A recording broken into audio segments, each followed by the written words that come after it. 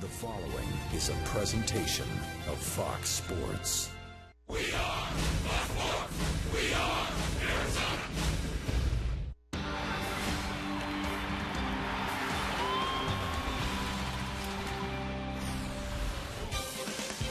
A chance to take another step forward in the standings. We are in the great state of Arizona, downtown Phoenix, Arizona. Roof closed, indoor at Chase Field, where tonight it is Game 4 of a 4-game series with the Houston Astros. The Astros and the Diamondbacks, and all the action is on Fox Sports Arizona. Now, understand this. The San Francisco Giants, they are idle today. So, for Arizona, it's a chance to take that lead, the first-place team in the National League West, and make it a full game on top of the San Francisco Giants.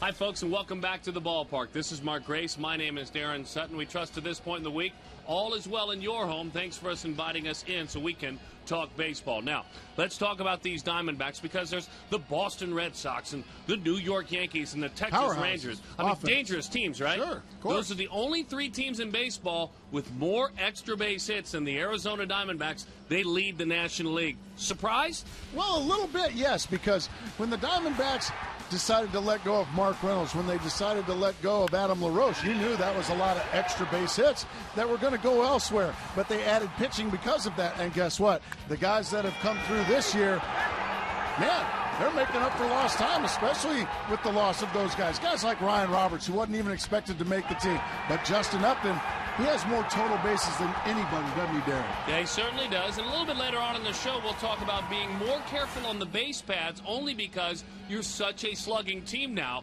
these Arizona Diamondbacks. We'll touch on that a bit later. But now we talk about the 8-hole hitter, Gerardo Parra. It's a tough assignment, isn't it? It's one of the toughest assignments in all of baseball. You have to hit in front of a pitcher. You have no idea if they're going to pitch around you or if they're going to pitch to you. Well, Gerardo Parra is hitting very near 300 in that 8-hole. He has done a great job. He's been a spark plug at the bottom of that lineup, getting the lineup turned back over to the top. And then also, Darren, let's not forget, he's been awfully good out there in left field as well defensively. So Gerardo Parra, another big reason why the Diamondbacks sit in first place alone. When you're looking at best defensive left fielders, as you see how he has done in the 8 spot, understand this. The New York Yankees, Brett Gardner, simply put, the only better defensive left fielder in all of Major League Baseball. Glad to have you with us, Mark Grace, Darren Sutton, and you. And when we come back, Mark McClune will join us. He'll talk about Joe Saunders. Joe taking a big step forward. He shoots for the moon up here in the booth. Have to put in a piece of gum and call him Bazooka Joe. And let's hope he blows a big bubble tonight on the He's better than Brett Gardner, Astros. folks.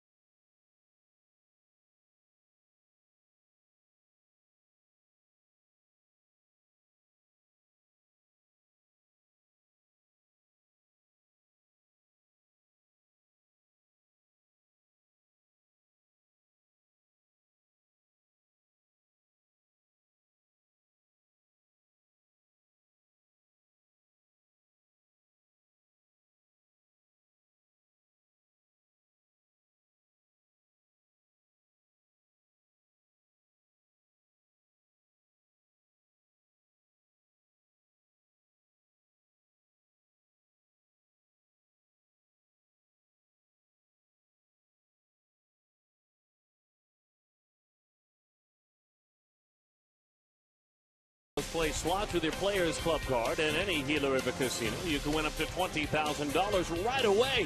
Right now, get to Jack in the Box. Come try the new Jumbo Breakfast Platter. It's wonderful. And it's just $2.99 plus tax at Jack in the Box at participating restaurants. Southwest Airlines' new Rapid Rewards. Unlimited reward seats with no blackout dates. Fans filing into Chase Field to check out the first place Arizona Diamondbacks going for the series victory tonight against the Houston Astros. And welcome to the field. Mark McClune with you. We're just about set for the first pitch. Last night, Josh Colmenter with maybe the start of his career shutting down the Houston Astros. A big fifth inning for the rookie from the great state of Michigan. Tonight, Joe Saunders takes the hill for the Arizona Diamondbacks. As we take a look at the pitching matchup, it's two pitchers going in different directions. Saunders in his last 10 starts, 5-3. He'll try to even his record tonight at 9 wins and 9 losses apiece. And Saunders has made it through 5 innings and given up less than 3 earned runs his last 10 starts. Brett Myers, meanwhile, a lot of quality starts, hasn't gotten the wins. 2 veterans going toe-to-toe tonight. It's moving day for the Arizona Diamondbacks. Can they pick up another half game on the San Francisco Giants? Let's find out. Darren Sutton and Mark Grace have the call.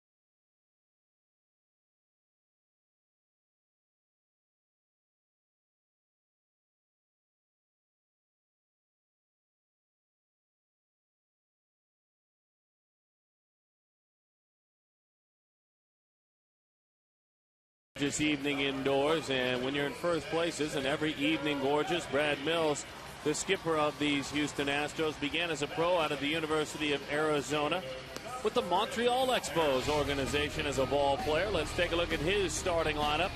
Jason Bourgeois, Jose Altuve, slugger J.D. Martinez, veteran Carlos Lee, Jimmy Paredes, veteran Jason Michaels. It's Clint Barmas, Humberto Quintero, and Brett Myers.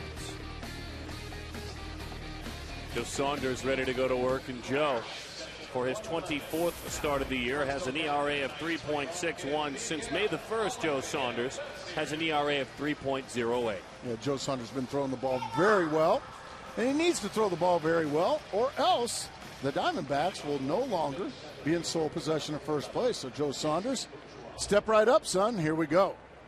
Bourgeois, a dangerous threat atop the order. 22 stolen bases, an on base though of 321. Houston native, father worked in the ticket office when he was a young man at the Astrodome. Let's play baseball. That one is away. 1-0 the count to Bourgeois. Glad to have you with us tonight. Mark McClune down below, Mark Grace up here, Darren Sutton with you. And the 1-0 line drive into center field. It's a base hit for the speedy outfielder with a huge aggressive turn. Let's take a look at the Arizona Diamondbacks defensively. Parra, Young, Upton, fine defensive outfield with regard to range. It's Roberts, Bloomquist, Johnson. Xavier Nady gets the start at first base with Miguel Montero behind the plate. Nady trying to find a way just to keep some sort of a stroke, so he gets to start, while Paul Goldschmidt, who drove in a couple of runs last night, watches from the bench. I can see him get that hat on. Pickoff play. Better hurry it. They do. They get it. Beautiful. Nady fires it on over to Willie Bloomquist. And for Joe Saunders, the pickoff, it's been a usual occurrence, Joe, amongst the league's leaders over the last half decade. Bourgeois, who has great speeds, just going on the first move, and it takes a perfect throw from Xavier Nady right there to Willie Bloomquist to get the tag on the hand of Bourgeois as he slides in. Well, that caught stealing will just put a dent in an inning. All of a sudden, great speed to, well, no speed on the bases. And a pesky hitter, Jose Altuve. We have enjoyed watching him play in this series. He has 5 hits against the Arizona Diamondbacks, hitting .329 in his first journey through the major leagues. Young man thinks about dropping down a bunt. Takes a strike over the outside to even it up at 1-1 the count. Ryan Roberts having to keep an eye, and he will, well, he's not buying it. He's backing up at third. He's seen that big swing of Altuve. Changeup is away, 2-1. You think about Joe Saunders there, and with regard to the pickoff or the pickoff caught stealing, he has 3 of each this year. Hit out to Willie Bloomquist. Plays it right at his belt on a couple of hops, and they find a way to get 2 pesky guys and keep them off the base pads. Took a pickoff caught stealing to do one of them, but you love it against this club. Bourgeois and Altuve, you love them watching. That's exactly right, because the middle of the order gets awfully tough here, even for a team with the record of the Houston Astros. They got some new guys and one old guy that can swing the bat in the 3, 4, and 5 spot. And the first one is J.D. Martinez. He was the Houston Astros Organizational Player of the Year last year. Big, strong slugger, and the one thing we have learned about him is he has taken a bunch of pitches in this series, so he's a big, strong, patient slugger. Power to all fields. He has homered to both sides of the ballpark, and again, he backs it up. He takes low, 2-0 the count. Martinez in this series has 4 hits, 4 RBIs, and 11 at-bats. 2 of them long balls. 3-0. Carlos Lee waits on deck. Now, mind you, while Lee gets loose, we're talking about a man in the batter's box that jumped up from the Texas League as he takes a strike. And as you mentioned, a young man that was playing A-ball last year. The 3-1. He was a middle round draft pick out of a smaller school, Nova Southeastern in Florida. Which again, it's a simple thing that we say up here. Both of us college baseball players hoping to get drafted. Both of us having the opportunity, a near Hall of Fame career in Gracie. As that one is a fly ball into right center field. It's simply this. As the blue chipper makes the play for the out, with regard to Martinez, if you're good enough, they'll find you.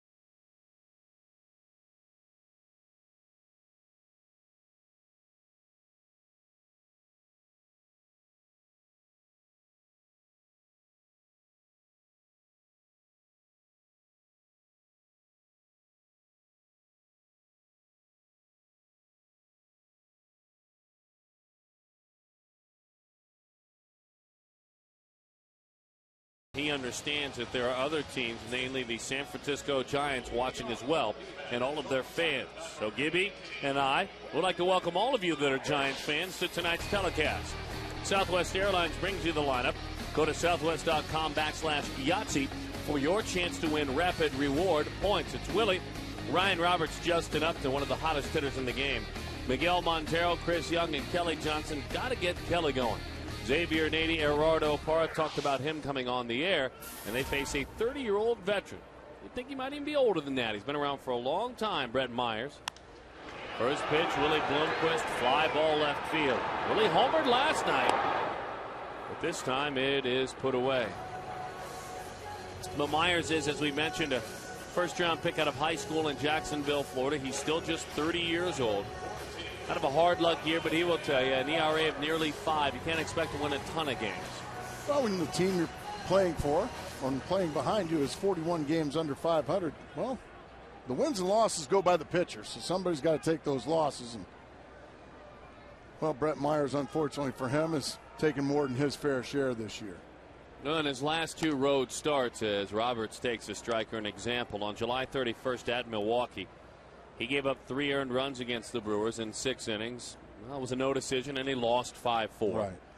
Roberts takes a breaking ball that is high. The start before that, another dangerous club on the road. He gave up 3 earned runs in 8 innings against St. Louis, and he lost 3-1. So there have been some good ones. His last 2 starts on the road have been dependable. It's a nice breaking ball there to go to 1-2 on Ryan Roberts. He's got a fastball in the high 80s, low 90s. A couple of different types of breaking balls. Like you said, he's a veteran. He's been there. He's been a world champion with the Phillies. Oh, dear. An awkward swing at a fastball that runs in under the hands of Ryan Roberts. So he goes down for the 67th time this year via the strikeout. Defensively for Houston. Brought to you by David Robleski and Associates. Bourgeois flanked by Martinez and Maicos. Paredes, Barmas, Altuve, and the big fellow over at first. All right at first, Carlos Lee. Humberto Quintero is the catcher. Well, here's Justin. 23 home runs, 72 runs batted in. And from the back of that batter's box, he looks at strike 1. You're safe in holding up a sign in the bleachers, or in the left center field gap, or in the right center field gap. Mm-hmm. That pitch is low and outside. At an even 300. But it's been the way he is doing it. He's slugging .552 this year. Bouncing ball, and he's doing a ton of that, too. He's taking base hits when they're there for him. Didn't always used to do that as a young player. Oh, good. Just a fastball in the middle of the plate, and he just hits the top of the baseball, and it's a hard ground ball. Boy, he hits some hard ground balls. That's a ground ball that just got through there so quickly. Cliff Floyd comes to mind. We talk about guys that could hit such hard ground balls. Man, those things were by you before you could even move. 2 guys I think of, and that was my early impressions of both, as that's a bouncing ball. Long run. That's a nice play by Altuve, getting the lead runner in Justin Upton. Probably was his only option. Upton stays red hot. The Diamondbacks and Astros through 1. No score.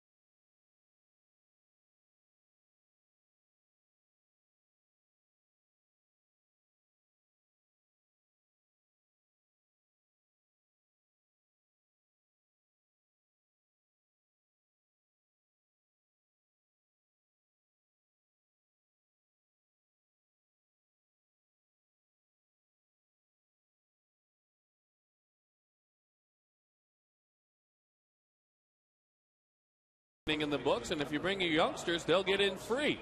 Glad to have you back here at Chase Field. Upton already tore those pants, but the one thing he has been doing is tearing up opposing pitchers, so Justin will be just fine. It just means you played.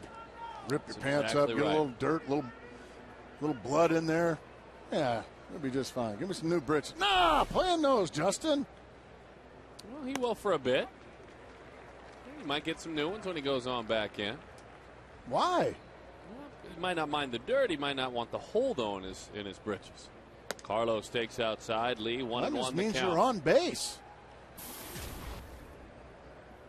We know that.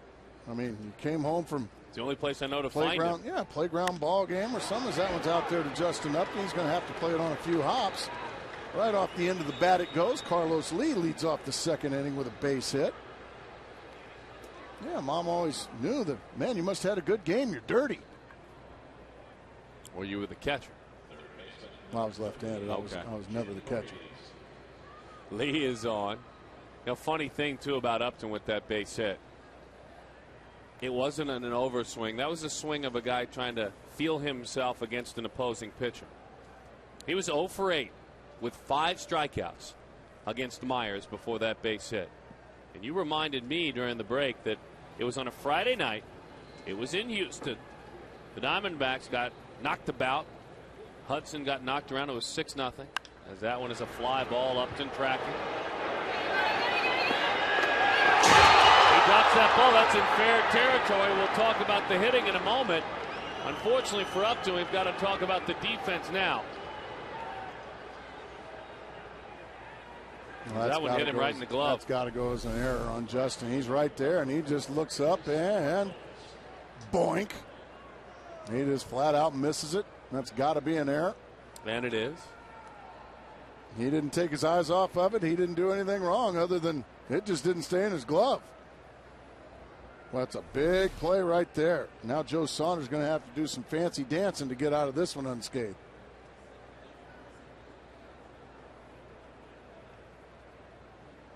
We've seen that in this series, Darren. There has been a lot of extra outs given to this Houston Astros club.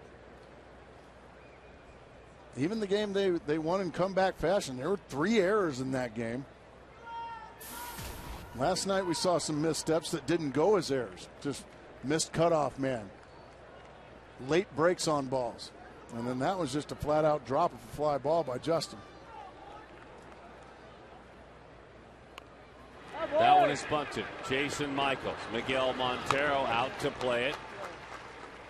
Nady got back and covered the bag, not Kelly Johnson, so playing some little ball, trying to cash in against Saunders. Michaels, who came in hitting just .203, gives way now to Clint Barmas. I'm kind of thankful there if I'm Joe Saunders that they're going ahead and sacrifice a button. They're playing for 1 run early in the ball game.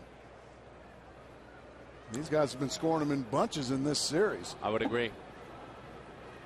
Extra base hits, home runs, hard hit balls. Corner infielders are in, Ryan Roberts and Xavier Nady. They'll come to the plate.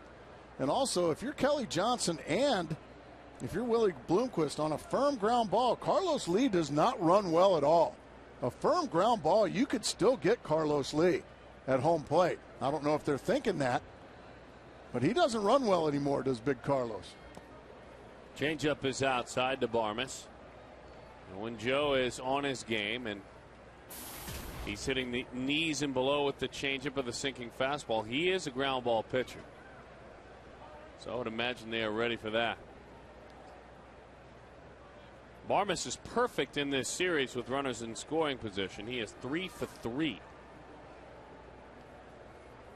He and his mates have been very good when the chips are down. Out front of a changeup popped up. Bloomquist is tracking it. He has got it. And a huge second out after you are given one on a bunt. Back-to-back changeups right there from Joe Saunders. You can see Barmas way out in front of it, lunging. Little pop-up. Bloomquist has to go back and make the play. Now, if your corner infielders were in, now if the entire infield was in, that would have fallen for a base hit. Right.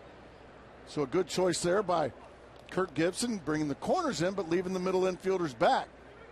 That enabled the pop-up to be caught, and nobody can move up. Middle of a 10-game hitting streak is Humberto Quintero, the backstop for the Houston Astros. That's why I'm walking him. Said that one is in, 1-0 the count. We'll see if they're pitching around him. Joe is a guy that I think you can trust to pitch around. Yes, you can, Darren, but the last start in your absence, you were off on another assignment. Joe got burned a couple of times on these on broken bat base hits. This situation, throws a fastball in about 6 inches inside. Oh my goodness, there's a broken bat single. You remember everybody was telling you Joe had bad luck his last start? It was very bad luck. But unfortunately, the bad luck was in these situations. Into the dirt. Boy, that's risky business. That is risky business. That's why I'm saying they're pitching around him. And as you said, Joe is a veteran guy, and you expect him to be able to do it. But that is very fortunate. There was a large 5-hole for that ball to get between Miguel Montero's legs. Now they're going to put him on. I stand corrected by myself as I watch that. I mean, just put him on. Put up 4 fingers. Because you run the risk. I was raised to not like that, obviously. You've heard my father speak of it. The list is, I think, pretty short in the big leagues of guys that you maybe can do that with. And Joe Saunders was pitching around him, trying to get him to chase, but he almost just gave a very easy, cheap run right there. Fortunately, Montero was able to knock that breaking ball in the dirt down. 0-1 the count on Brett Myers. Not so bad. I mean, the strikeouts are low, so he'll put it in play for a pitcher especially. 6 of 43, a double, couple of walks. And by the way, Quintero out there was 5 of his last 8 with runners in scoring position. There you go. 0-2 the count on Brett Myers.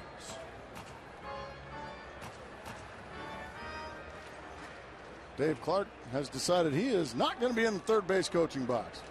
He's shaking hands with Gibby over there now. He's moving his way back.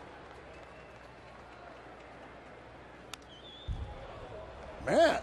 Right down Broadway in the Ruthian cut. Who is that? Jack Clark? Fastball down the middle. Take a mighty rip at it, Big Brett. Man, that looked like Gary Sheffield. Throw him something off speed and he might get hurt. Fly ball left field. He was on it. There to make the play is Parra. They leave the bases loaded.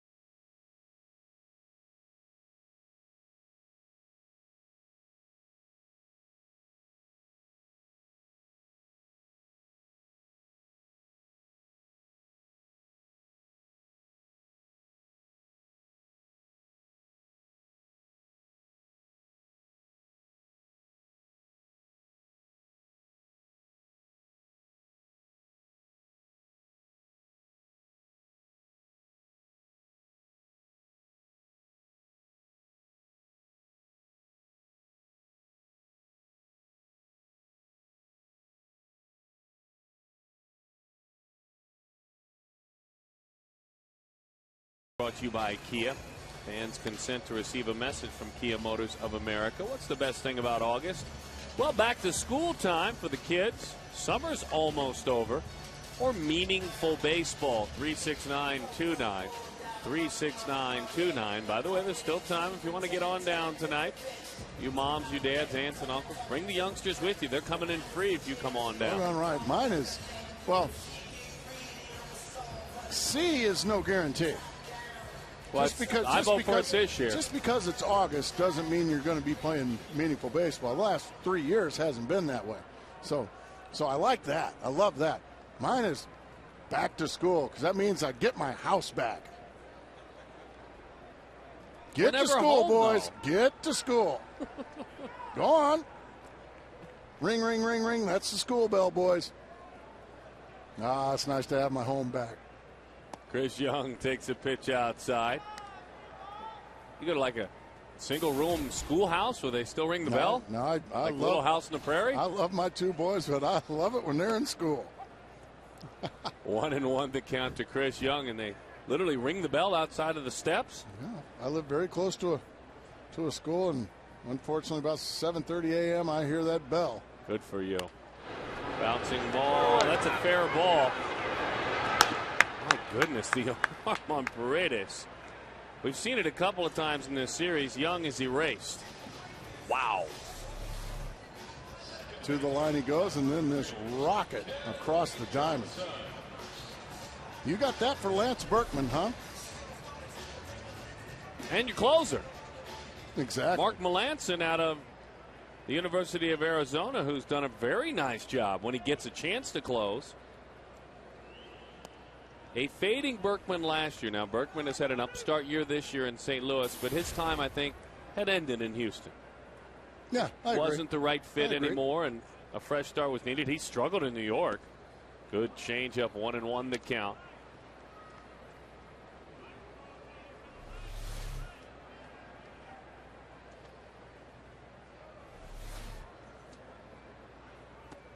Pitch is low, 1-2. By the way, to get through the first, if you're Myers, is a victory.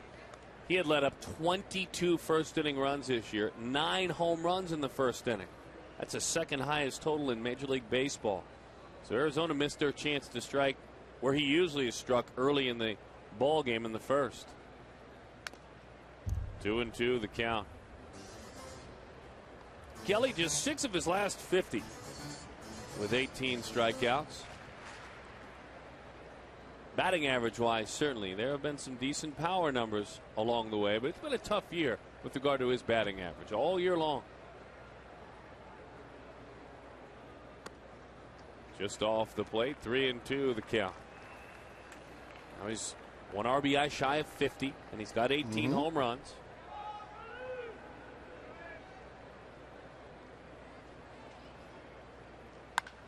Belts that one to right, hit it hard. But there to make the play is Jason Michaels. Follow the Diamondbacks with ML.com at Bat11 for your iPhone, your iPad, your Android, or your BlackBerry. Live audio, video highlights, and much more.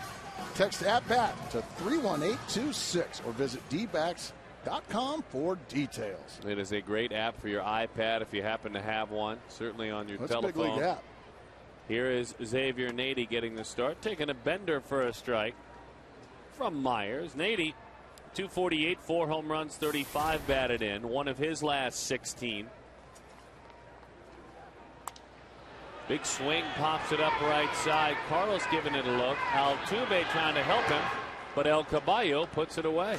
1-2-3, go the Diamondbacks.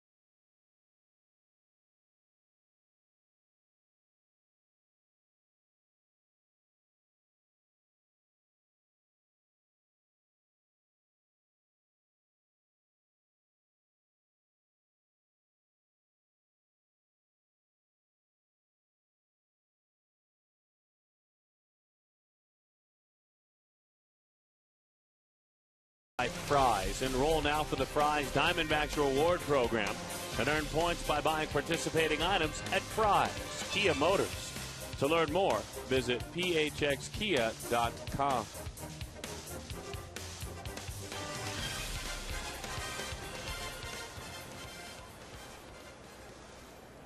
Right back to work, Joe Saunders. He paints the outside corner. Back to the top of the order. And Jason Bourgeois, who singled in the first inning, but was erased when he was picked off, turned into a caught stealing as the throw went down to short. Good changeup.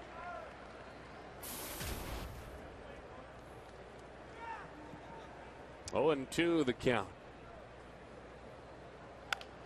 In on the hands, going to have to hurry. Willie charges, unloads quickly, and the key there is the transfer from the glove to the hand and making the throw. You kiddingly say, because you dealt with so many infielders, at times infielders will travel on that play. Very well said. Quickly making the exchange, throwing off balance right on the money. You got to be quick with Bourgeois running, but a good pitch there by Joe Saunders to jam the youngster.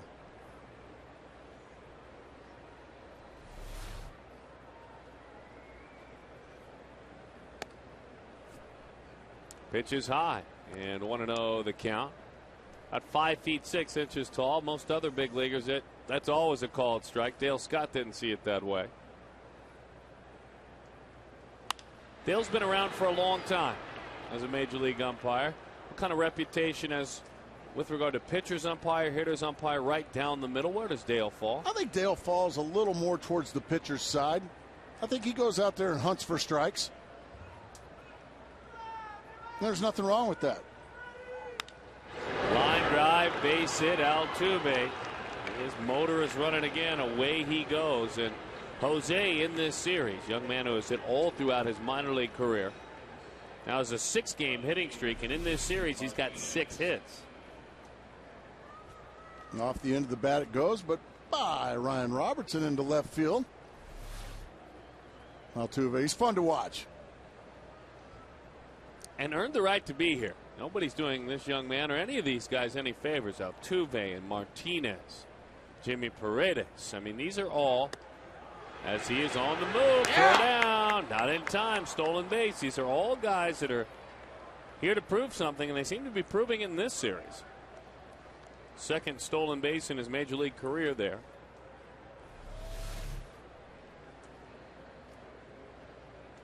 One and 0 the count.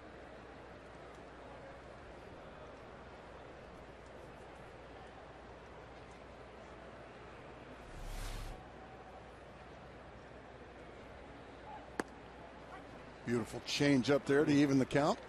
It's been a good pitch for Joe Saunders so far tonight.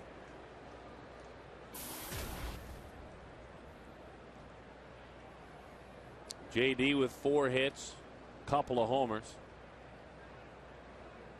He is way down at the end of that bat. Actually has that finger wrapped around the knob of the bat, as that one is inside. Hey, talk about these kids and who they are. All different pedigrees, college, different parts of the world, certainly in the case of Paredes and Altuve, and all proving themselves very worthy in this series. I know Astros fans might not have a lot of hope right now, but I would imagine they're enjoying this talent. What good, hard, late-breaking curveball, 2-2. Now you need to make quality pitches every single time on this young slugger. That was one of the better curveballs we've seen from Joe Saunders in a while. He's got a good curveball, but it's kind of become by far his third pitch. He's thrown mostly fastballs and changeups in this recent good run of his. 2-2 the count.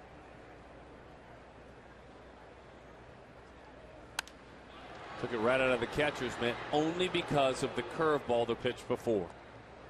Now you think about a pitch like that with the slugger, and Joe sat on that bench for the last 3 nights and watched this young man play pepper with the fans. But yet to have confidence to throw a slower pitch in, it's got to be a good curveball, and good for him for throwing it. Overthrew that one. It sailed up and away. 3-2 the count.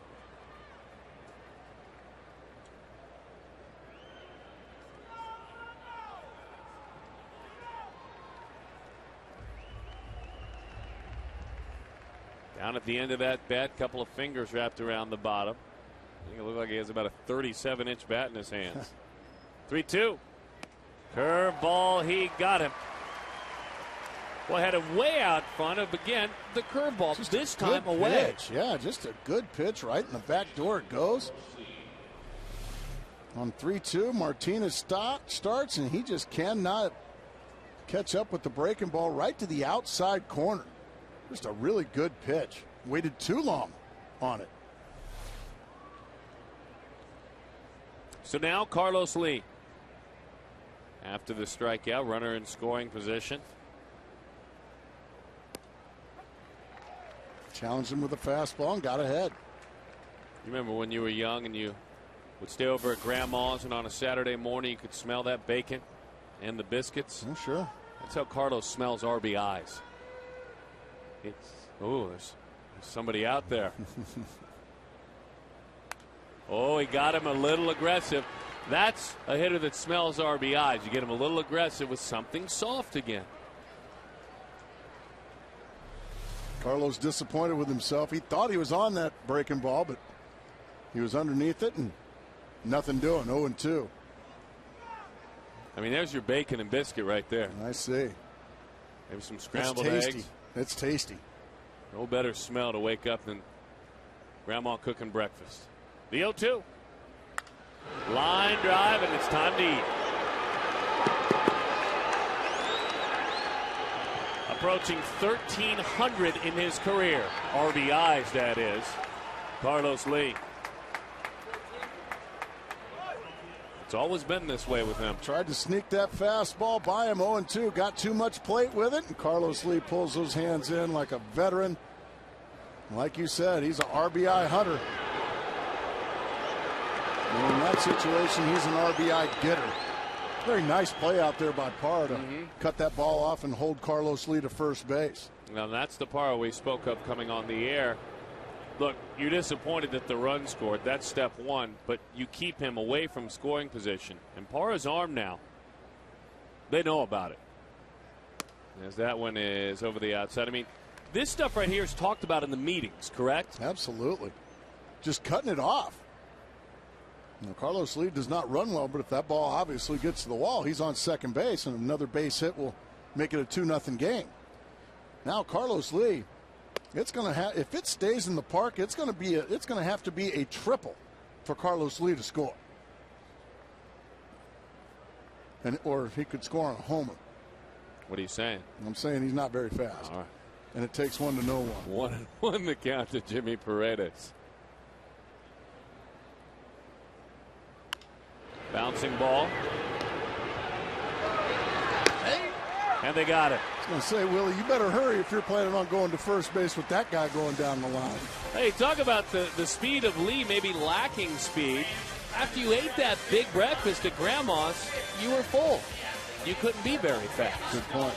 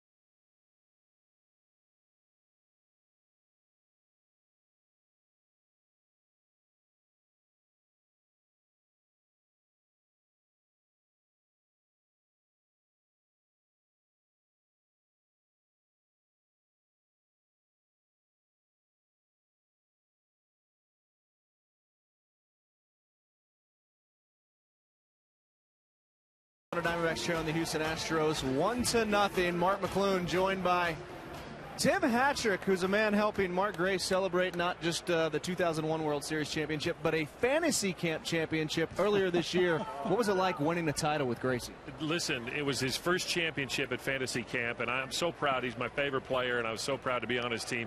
A lot like the Legends race. He had never won, and so I helped him to pull through. And so, yeah, we were super. Grace's Aces, that was our team. It was a blast. We'll go on to dbacks.com right now to find out more about fantasy camp. You're up pretty late because you, of course, Tim, in the famed radio morning program, Tim and Willie. Right. What do you got on tap for us tomorrow? Oh, tomorrow we're talking, about the Rattlers. The Rattlers are in the Arena Bowl. Of course, there's a big country star connection, Phil Vassar. And you know what? We're just having fun. What about these first-place Diamondbacks? How good is this? It's August, and we're in the pennant race. It's sweet, sweet music, right? Well, I know you watch every game because you have a personal connection. You actually watch the Bat Boy every game. I'm here for the Bat Boy. My son Daniel is one of the Bat Boys. It's such a blast to watch him, and he is the lucky. I thought I was the luckiest person alive until we had my wife Connie and I had him, and he's here at every game. He gets to dress out as a Diamondback, and he's on the field with all these players. It's awesome. And do you play a position at fantasy camp, or are you just the Bat Boy on Grace's Aces? Nice. Well, you know what? I mean, I studied first base following Mark Grace all these years, and I got a question for Gracie. I mean, literally, when you look at Goldschmidt and you look at Hattrick, what is the difference except for a couple of years? I think we're identical. In fact, he's patterned his play a lot like mine. Years Yeah. meaning decades. I will gladly make a swap. Hattrick for Goldschmidt. And trust me, we will be champions year in and All year right, out then. in fantasy camp. Game. We're going to be fantasy camp moves to Salt River Fields this year. And it's January 15th for a whole week. It's the best fun. I can't say enough good things about D-back fantasy camp. And how about my boy right here? Little single. Yeah. Gerardo Parra. I think I'm just going to sit here and watch the game with Tim, guys. Got that bad boy. I don't blame you guys. Thank you very much, Tim and Willie. It is a wonderful show. Gracie, what did you see here? I just saw Gerardo Parra get to 3-0, and he took 4 straight fastballs on the outside part of the plate. And then just whack, after a couple foul balls, just whacked it into left field. That's what you're supposed to do with that fastball away right there. Just swat it into left field and get the rally started. Boy, a good man, that Tim Hattrick. Isn't he a funny man? He really is. And by the way, one of the best shows on radio. There's our 8-hole hitter again, by the way, the number 8 hitter. Again, getting it done with the pitcher on deck. Squaring to bunt as that one is outside. By the way, Diamondbacks fantasy camp next January 15th through the 21st. Visit the Arizona Diamondbacks website, dbacks.com. Find the fans section. Under that, you will find fantasy camp. And females are more than welcome as well. We always have a couple or 3 females down there with us, and we have a great time. Carlos Lee fires it. Boy, did they turn it over quickly. A fine job there by Clint Barmas. Lee actually got there. He is still a work in progress at first. He looked just fine on that play. Instead of the bunt, they changed their mind, went with the slash play. A lot of room to swat it through that right side, but he just pulled it too much. There was 2 Houston Astros standing there, and they turn it quite easily. And that leadoff base hit is erased immediately.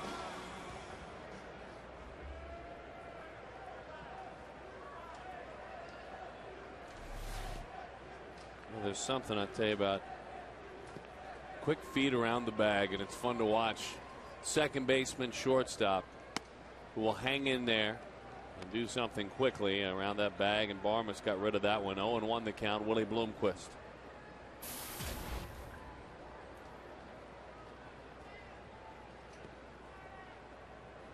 One to nothing the score. The Astros on top. Outside, and the count 1-1 to Willie. Last 27 games, Bloomquist, we're talking about a while now. That goes back to before Stephen Drew's injury. He's got 33 hits. He's a 300 hitter. Outside, nibbling. And Willie not interested.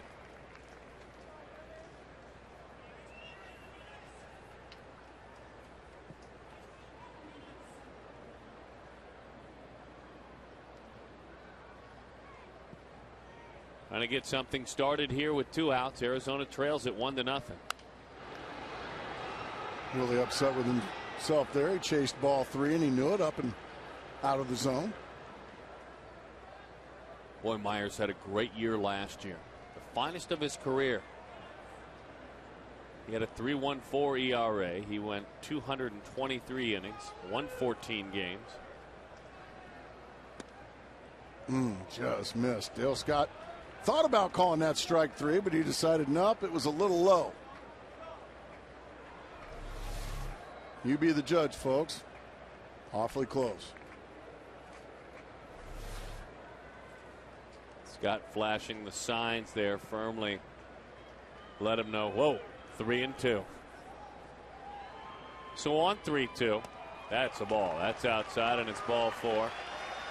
Myers had something to say, but he turned his back on Scott. Our Nissan key to the game.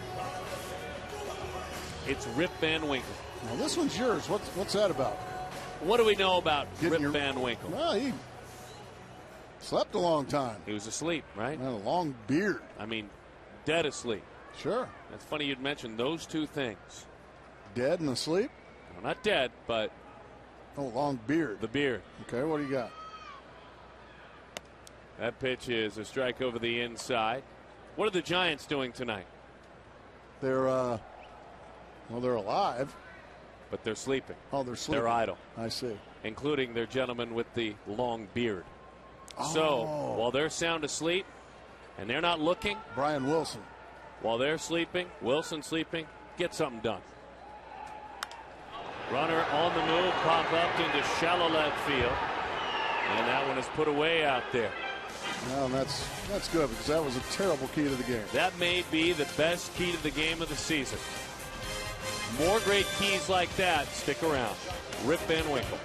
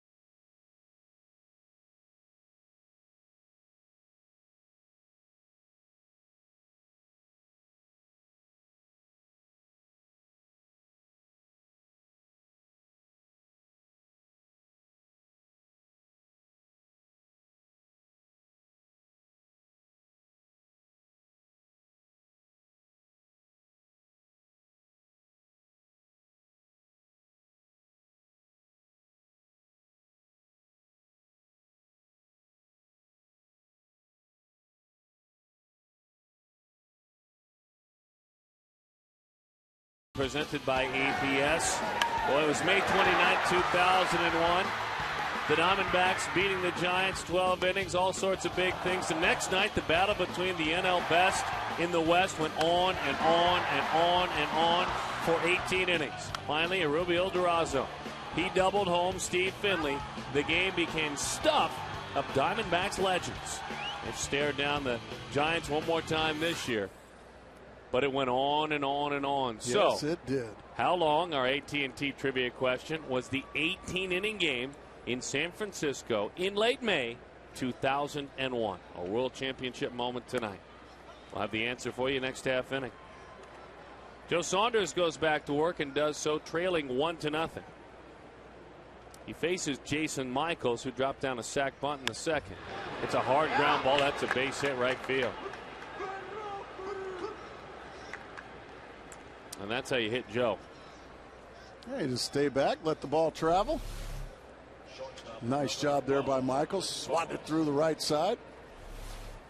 Good stuff. So now Clint Barmas.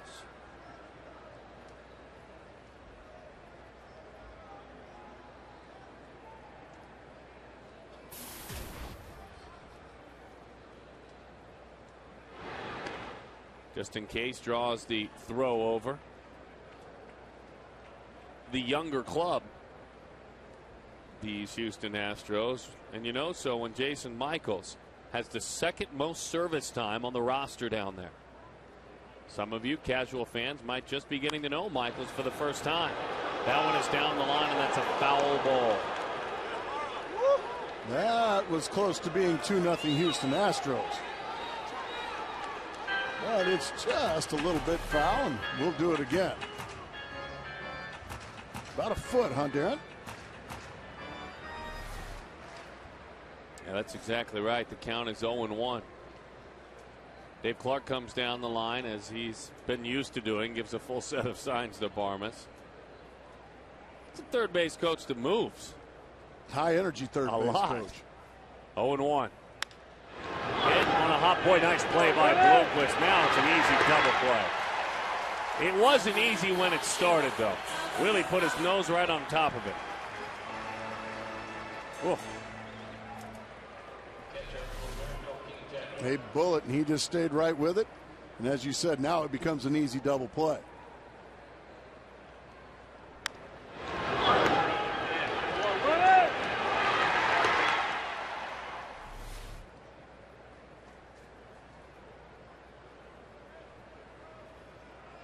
Quintero takes a strike. It cuts a bit over the inside corner. Humberto actually began his career with the Chicago White Sox. He's a Venezuelan native. Bouncing ball. Kelly's got to go a ways. Settles in shallow right field and finds Xavier Nady. A double play cleans it up. Saunders faces the minimum, but he trails it 1-0.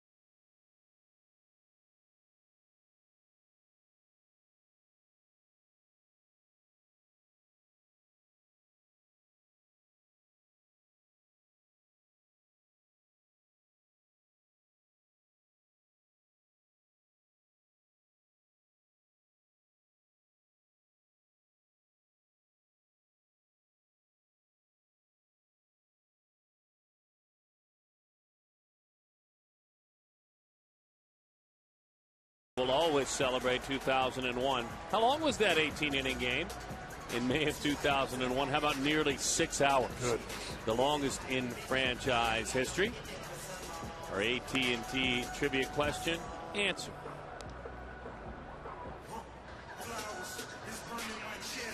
Well, relive that magic of the 01 World Championship reunion weekend, September 9th through the 11th.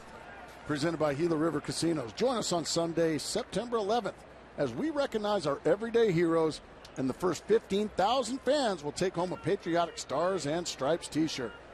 Call 602-462-4790 or visit dbacks.com/reunion. It'll be a great weekend, you hope. Meaningful games will still being played, and very meaningful for these Diamondbacks. Here's the rematch. We talked about it earlier. Justin Upton was 0 for 8. And then he singled against Myers. It was on a Friday night in late May. The Diamondbacks rallied from down 6-0. They beat Myers. Upton wasn't able to help at all.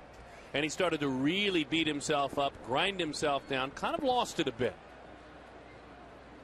That one into right center field off the end of the bat. It was the very next day. That's why I think it's so interesting that he finally got his first career hit against Myers. That Don Baylor and Kirk Gibson closed the door for a good half hour, had a long talk with Justin Upton about not having to carry the weight of the franchise, and also said, oh, by the way, you're not being punished, but you're not playing tonight. We don't even want you to think about the game. Just look out there and watch. You don't have to do anything. And he's been a different player ever since. Now, he's had his dips, but they haven't been as deep. And it was after another quiet night against this man on the mound. And it was a long talk with Kirk Gibson and Don Baylor, his hitting coach. I think those are becoming two voices he certainly trusts, does Justin Upton. On the ground. Boy, a pretty changeup had Miguel. Brett Myers making it look easy here. He doesn't look like a 12-game loser, does he? And he can do that, can he? Yeah. I mean, he can get in that rocking chair. He's seen these Diamondbacks. And this year he went 5 2/3, 5 hits, 4 runs allowed, 97 pitches. In his career, he's made 8 starts with an ERA of nearly 5. So Arizona's delivered their blows as well.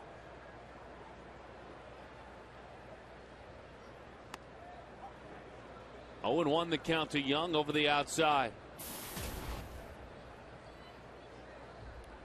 Hits his hometown team pretty darn well, these Houston Astros, but honestly better in Houston than at home. To the backstop it goes.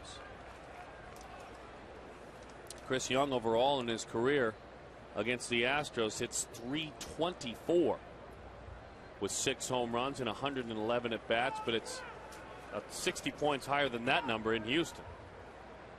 And there's that mom and grandma home cooking thing.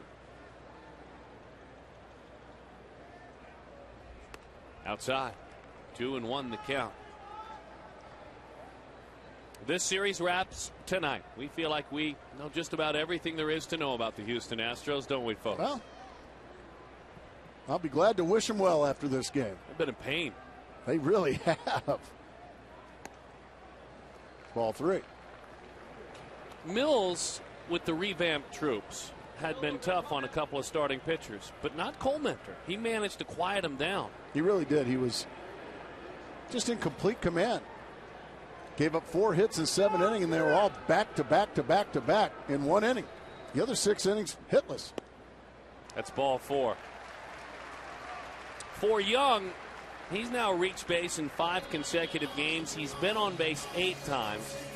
He keeps that wrap around his hand, and he's trying to let that thumb and wrist area heal up. But I think the good thing for Young through this, and he will tell you it's been a struggle, through this, he's walking more.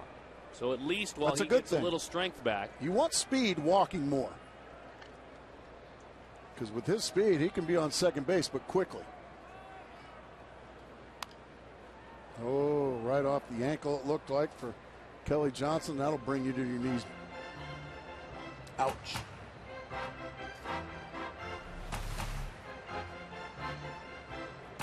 Where'd it get him? Ooh, looks like that back knee, maybe.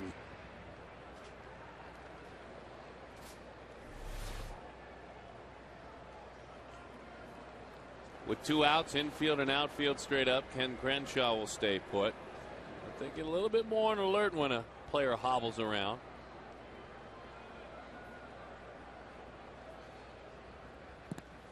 Curveball into the dirt. 0-2 the count. Kelly Johnson looked like he was swinging at a thigh-high fastball there.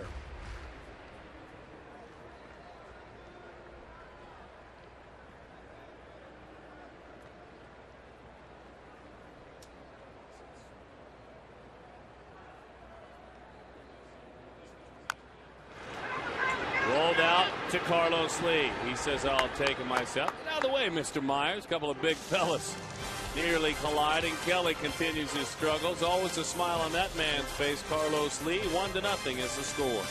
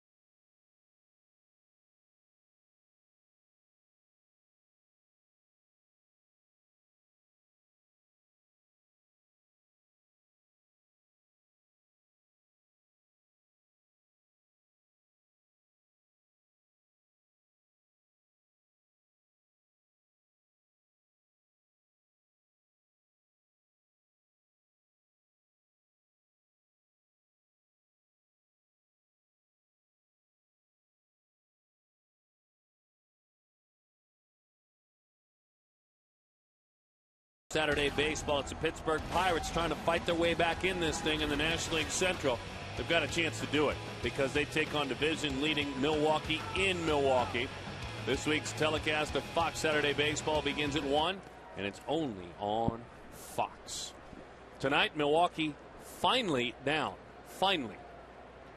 But we don't know if it'll last. They're trailing St. Louis 5-2. So you got the Pirates getting right back in things, huh? Just reading the copy from Los Angeles. Oh, okay. 1-0 the count. Okay, just didn't know if you've taken a look at the standings in the National League Central lately. I have.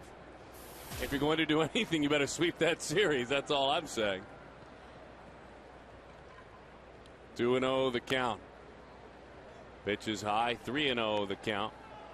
You know what else it's a chance to do? What do you got? Watch Prince Fielder and Ryan Braun play on national TV. Said. And in front of a packed house. Can I add Pirate center fielder Andrew McCutchen to that list too? You bet you can. You know what? The Pirates have slipped, as you said, but McCutchen's still an MVP candidate with the season he is having. That's ball 4, and you don't like that. Saunders commits the cardinal mistake of walking not only the leadoff man, but the pitcher being the leadoff man.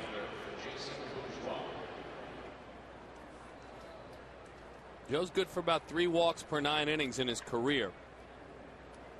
That's the first walk for Joe in this ball game, and now with Jason Bourgeois, you hope to have a chance to get one on the ground. It better be firm though, because this young man can fly. Actually a Ranger to begin his career, and he takes a pitch that dives over the outside, a changeup.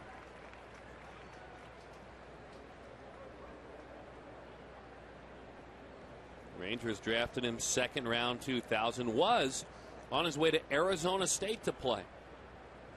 Rangers added a few more dollars into the envelope, and he began his professional career. There was a waiver claim later from the Braves. The Mariners grabbed him as well in the Rule 5 draft. Finally got signed. Back with a team he watched growing up. Look at Josh. He's hot. Curveball popped up.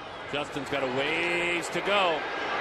He again has to go off his glove and kick away on a slide this time. Not on his feet, not on the run. This time in a slide, has it, I think, hit the heel of that glove or his body at some part. Yeah, Justin having a tough time out there with the leather. He's right there. He slides and he just flat out misses it. That one didn't even touch leather. That one got him up on the wrist area. So now another possibility of a big inning here. So you should have kept those dirty pants on. I was going to say they're dirty again. They give that a hit? Yes, they did.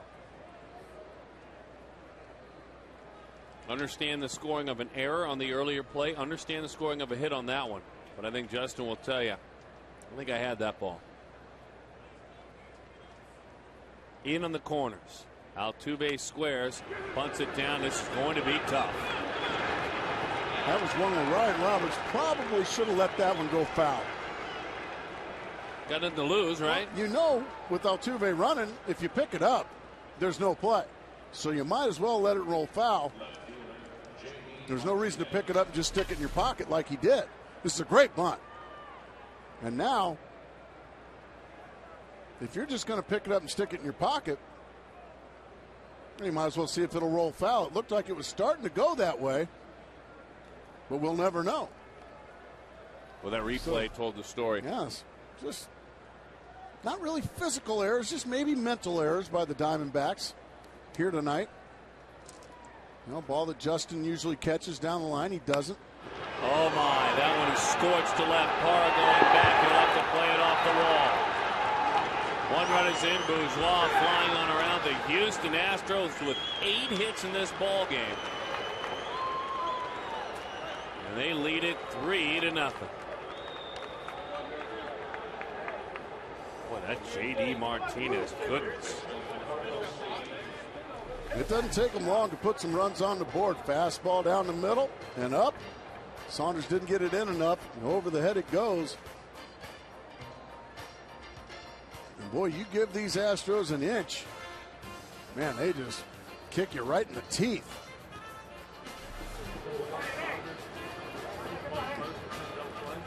We didn't talk about the defense, but also Joe Saunders will tell you, I walked the leadoff man, the pitcher. And that's what started the inning. Uh-oh. Here comes Mr. Breakfast. Yeah. And the bacon's in the pan. Oh, yeah. And the biscuits are in the oven. That's what kind of what he smells when there's RBIs out there. My goodness, he delivered last time. And he takes low, not interested. Try to get him overly aggressive, wouldn't do it.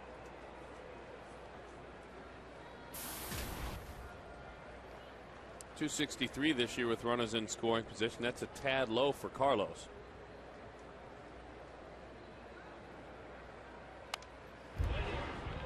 A little bit out front on that one, cheating a bit, and it was a pitch away. A down year certainly has had, different guys. Bourne is gone, Pence is gone, Lee's been there all year. He's got 67 RBIs. That's very good. There are rumors out there of the fade, and he's not the player he once was, but 67 RBIs. Right off of Saunders, knocked his glove off. And he ends up making the play barehanded. A fine recovery by Saunders. But there's another RBI. There's the glove. It will be reunited with the pitcher. Another run batted in for Lee. Fortunately, Joe Saunders is okay because that ball was kissed. Okay, nice play. Stays with it. And they're going to check on Joe to see he's okay. I think he's probably a little more. That'll scare you when something like that happens. So he's probably more a little shell shocked than he is actually physically harmed. And he says, yeah, I think I'm all right.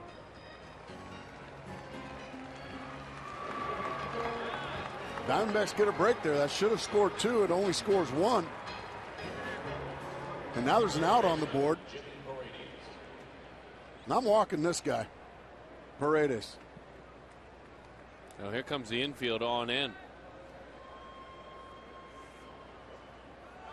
Squeezes on, bunts right through it. Oh, a break for the Diamondbacks. Brad Mills. Really? Paredes. Really? Wow. Really, Brad Mills? Thank you very much if you're Joe Saunders and the Diamondbacks. All this guy's doing, Paredes, has just been killing the baseball in this series. And you're up 4 runs and you're going to put on a suicide squeeze? Really? Okay. Well, now if you're Joe, you better capitalize. You've been beat up pretty good in this inning. They gave you an out now, and it happened to be the runner on third. Swing and a miss.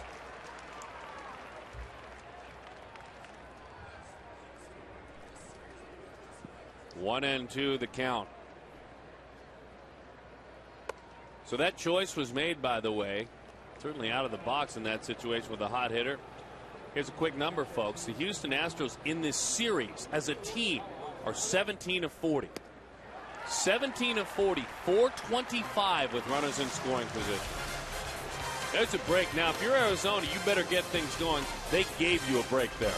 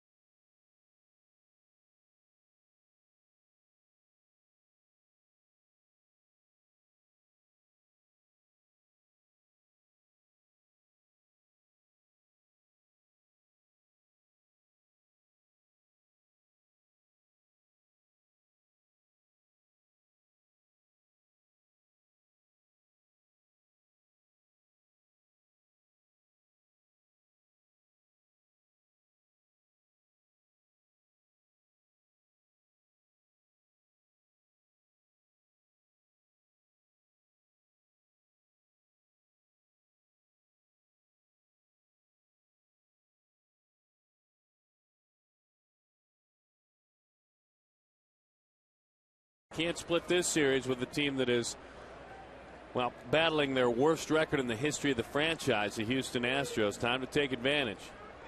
Chase Field, that's a beautiful shot there. And we're glad to have you with us tonight. Meantime, though, the reality check is this. This isn't a pitcher making his major league debut. This is a pitcher that likes 4-run leads. We told you about all the bad luck he's had at Milwaukee, at St. Louis. He's got some good luck tonight. He's got some runs, so look out. Support. But only a ill-timed, strange suicide squeeze got botched. Nady drives it deep right center field. There to make the play is Michaels. So X is erased on a fly out to right. You saw Henry Sosa a moment ago. He is the pitcher that made his big league debut last night. He got knocked about pretty early in the ball game, but you could see there was some stuff that plays from the right-hander. One of the things, a very good slider. I've seen a couple of youngsters in this series that have, I think, an upside. On the mound, that is. Plenty of hitters. Parr takes outside. 1-0 the count to the Diamondbacks left fielder and number 8 hitter. 323 hitter here at home.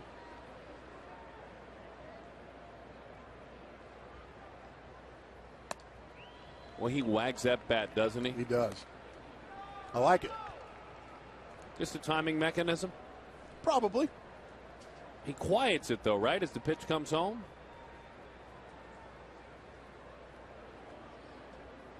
Well, not really. No. Not really. There's a lot going on. We know the pros he can hit, and he has had a really good year. What would be the cons for that? Well, I'll bet you if you asked him, he doesn't even know he's doing it. Really? Yeah, just a comfort thing. I think it's just something he does just to ease the tension, maybe. Just to keep some movement going. I kind of wagged back and forth. Hot shot down the line. He's on the move. That bat was a rocket. And now he is at second base. And he's about to get to 300 for his batting average on the year. He went into that at-bat hitting 296. It's going to go to at least 298. Well, he does. It goes the entire time. He just slammed that one down the line. Great pictures, guys. Great pictures of that. On the Foxmo there. Good stuff, Toby. 4-0 is the score. Got to find a way to scratch one or two across in this situation. Now, Amen. I know it's a lot to ask of Joe Saunders. He's been swinging the bat better. But you got to try to find somehow, some way to get Gerardo Parra across home plate. Just another base hit for the 8-hole hitter for the Diamondbacks. One of the best number 8 hitters. Swing and a miss. American and National League. And the stunning thing is American League included. With at least 175 plate appearances. Jonathan Lucroy. The rule there is that if you play for Milwaukee, everybody has to hit. And you swing for the fences. Curveball. Boy.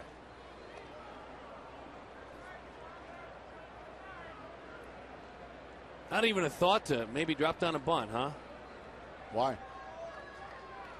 There's one out. I know. Get that runner to third, do something. I just didn't see any attempt at a swing. One out, I guess. well, I think he was just barrel locked by a curveball there. All right, Willie Bloomquist. I mean, if you drop a bunt there, you're just giving him an out. Wild pitch scores a run then. Go ahead and drive it in the gap. But he didn't. Well, that's true. I mean, Prince Fielder doesn't always drive it in the gap. That one is fouled off. Hey, by the way, a quick reminder. Back to some business. Our Fulton Homes homer Excuse me, folks. Every time a player hits a homer, the Diamondbacks, proud that Fulton Holmes will donate $150 to the Central Arizona Mountain Rescue.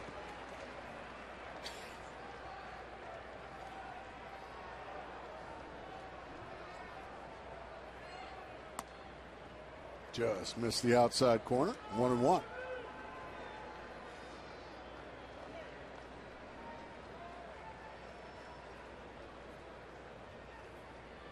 Myers has allowed quite a few long balls, 28 to be exact. 28. Second most in the National League to Bronson Arroyo, who has allowed 32. 2-1 the count. Well, he might not be your guy, though Bloomquist did homer last night.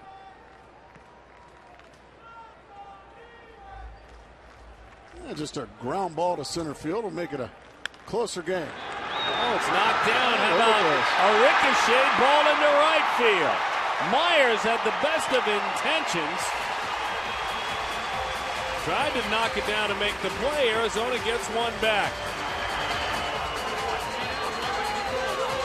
Altuve had to go one way, and then he couldn't put on the brakes quick enough to get to the ball and headed to right field. Off the glove it goes, and then Altuve just couldn't get over there and make the play, and the Diamondbacks actually do get a run here. We had said, Darren, they needed to get a run at least in this inning. Well, they got one. And a lot of times that's all it takes to just get a little something going, maybe get a little momentum going. Well, you've got Roberts, you've got Upton. You hope to see both if you're a Diamondbacks fan. High fly ball down the line to the corner. It goes. Martinez slips and still makes the play. Wow. J.D. Martinez in foul territory lost his footing. Roberts was bidding for a long ball. Everything he does in this series turns to gold. Everything. Including that.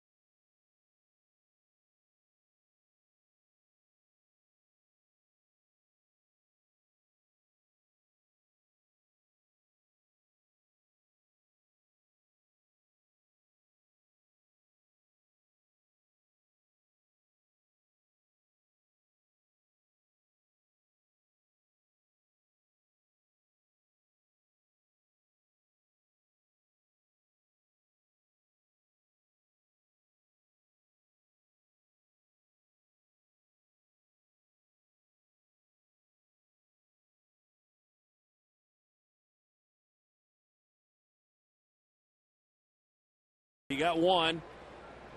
He kind of had a feeling Roberts would give it a ride. As you said, sometimes there's a straw, then there's that whole camel's back thing. And it gets things going. He just a little bit out front and pulled it. And then that man again, he's just a garden of roses in this ballpark. I was going to say, he's going to hate to leave here. He's loved to hit. I'll buy him a plane ticket. Please go pick on the next team. How'd your series go? Well, I got a bunch of hits, and then this one time I felt real silly, and I slipped, and I fell on my backside. Kind of hurt. I still caught the ball, though. Did they give it an error? Well, no, I caught it. A little chopper. Montero. Nice play. Miguel.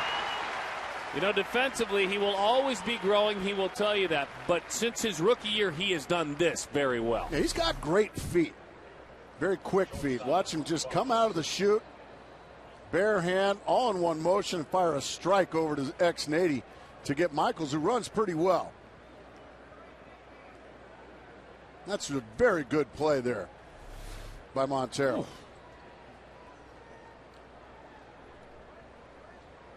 Fun to watch that play. That's an exciting play. It's a tough play. And you think of that man at third and that man behind the plate. It's just exciting. A slow roller charging in for a third baseman or a catcher coming out from behind the plate. Roberts does it well. Mark Reynolds did it well for several years here, that charge in that play. And Montero has been consistent. That's the one part of his game that has never wavered.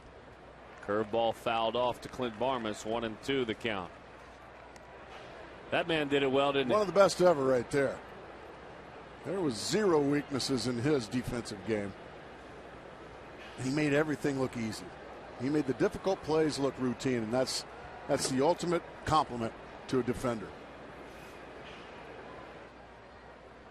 1-2. Well, Joe, some missteps in the last inning, certainly. Walking the pitcher to lead things off. He can repay his team by 3 quick outs in this inning. They're kind of feeling it offensively. 3-2 the count. I still think that botched suicide squeeze still could loom large in this ball game. I think that was a big momentum shifter in this game. I honestly do. Now it's up for the Diamondback hitters as that one's popped up. Another easy play, this time for X80. He'll put it away. I just think it's gonna come back and loom large. Maybe it's wishful thinking. That was a 3-2 changeup, wasn't it, Darren? And a good one. Well, and that bat just splintered. Just trying to be at times overly creative. And I don't know that I blame him in the sense because he's not used to what's been going on in this series with his team. But what has been going on has been pretty evident. Line drive and a base hit. Humberto Quintero, that's an 11-game hitting streak for the catcher.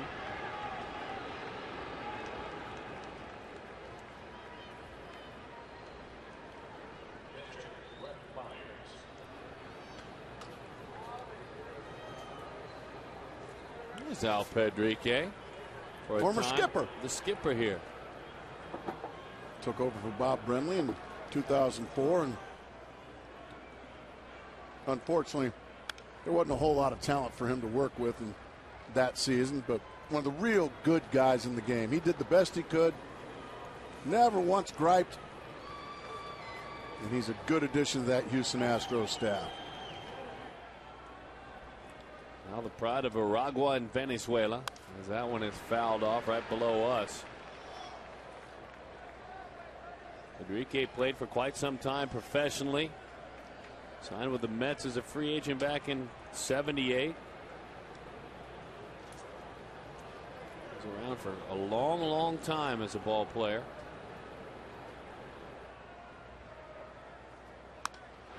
Curveball popped up. Willie going to get it. Willie's got it. Now let's see if Arizona still has those hitting boots on. They were starting to get fitted for a couple. It helps when that man leads it off.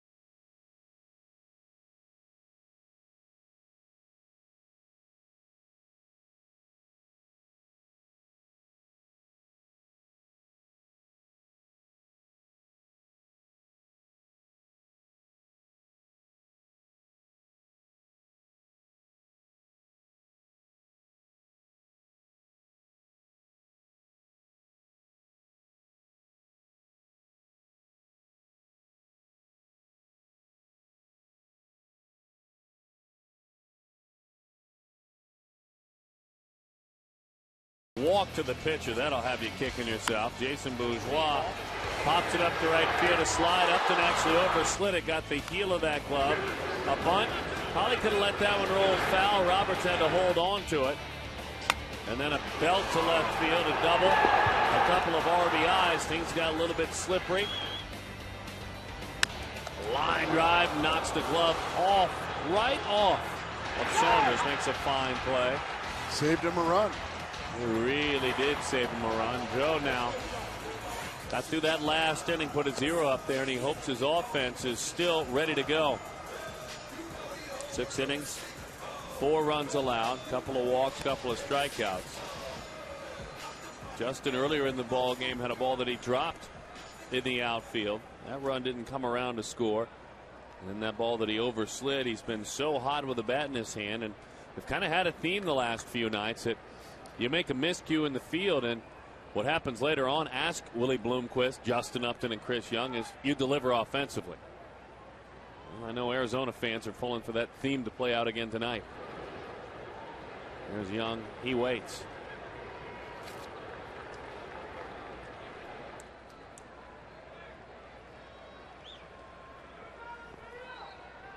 Upton singled right back through the box in the first inning. First ever career hit against Myers.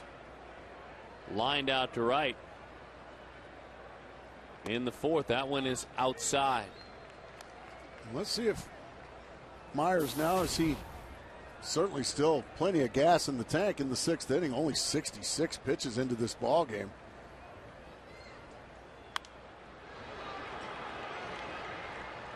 Let's see just how strong he can be here. Now, this is a guy that hasn't won many games, and when you're kind of used to losing, Darren, a lot of times you're not used to taking the baseball and pitching for yourself in this situation. Let's see how he does, because right now, if you're Brett Myers, like, man, I got myself a 3-run lead. We're starting to get late in the ball game. Man, I'll pitch this inning, maybe turn it over to the bullpen. I don't know. High fly ball. It is well struck into left center field, but shy of the track. Off the end of the bat. Bourgeois is there to put it away. Hey, don't forget, anytime the Diamondbacks score 6 or more, Taco Bell gives away 3 free tacos with a large drink purchase between 4 and 6 the following day. Arizona, a late arriving offense. They have been all year long. Their 3rd time through the order, and that's where they are right now. 289 batting average, 352 on base, 508 slugging percentage. And that's far better. That's a big first out there for Myers. He went right down the middle, belt high. And Justin just got under the shade for an out, but he hasn't been missing that pitch lately, Upton, so it's a big first out for Myers. Only 70 pitches. And because of those numbers that I just shared with you, that's another reason I think it's a big first out. These guys start feeling for it. They're used to it happening now, aren't they? And trust me, if Upton finds a way to get on base right there, all of a sudden you can just feel that momentum shift. Let's see if it can be Miguel Montero to get the boys going. Oh, boy, what a beautiful breaking ball there. It's tough to get anything going on that thing of beauty. Lefty's hit over 300 against Myers this year. He has given up 11 home runs to left-handed hitters.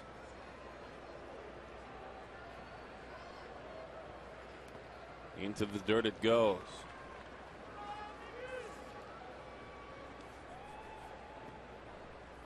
Grounded out a couple of times. Miguel 3 of 8 with 2 walks in the series.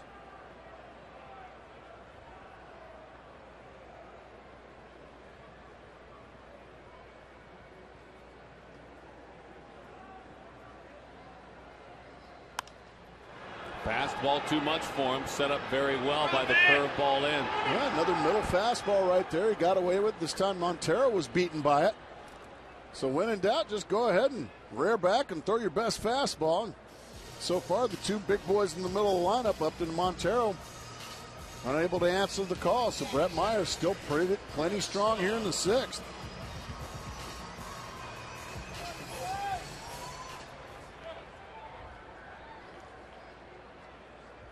Here's Chris Young. Grounded out to third and walked. Just a little bit of cut on that fastball. 0-1 the count, down below the swing of Young.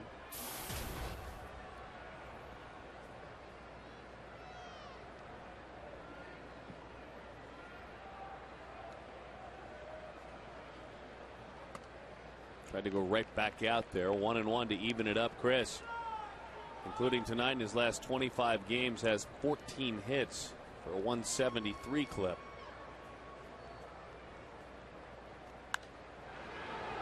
Hanging breaking ball, couldn't make hay with it.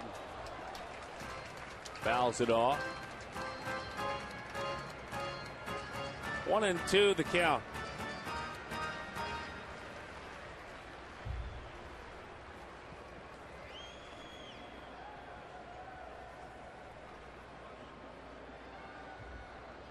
The 1-2.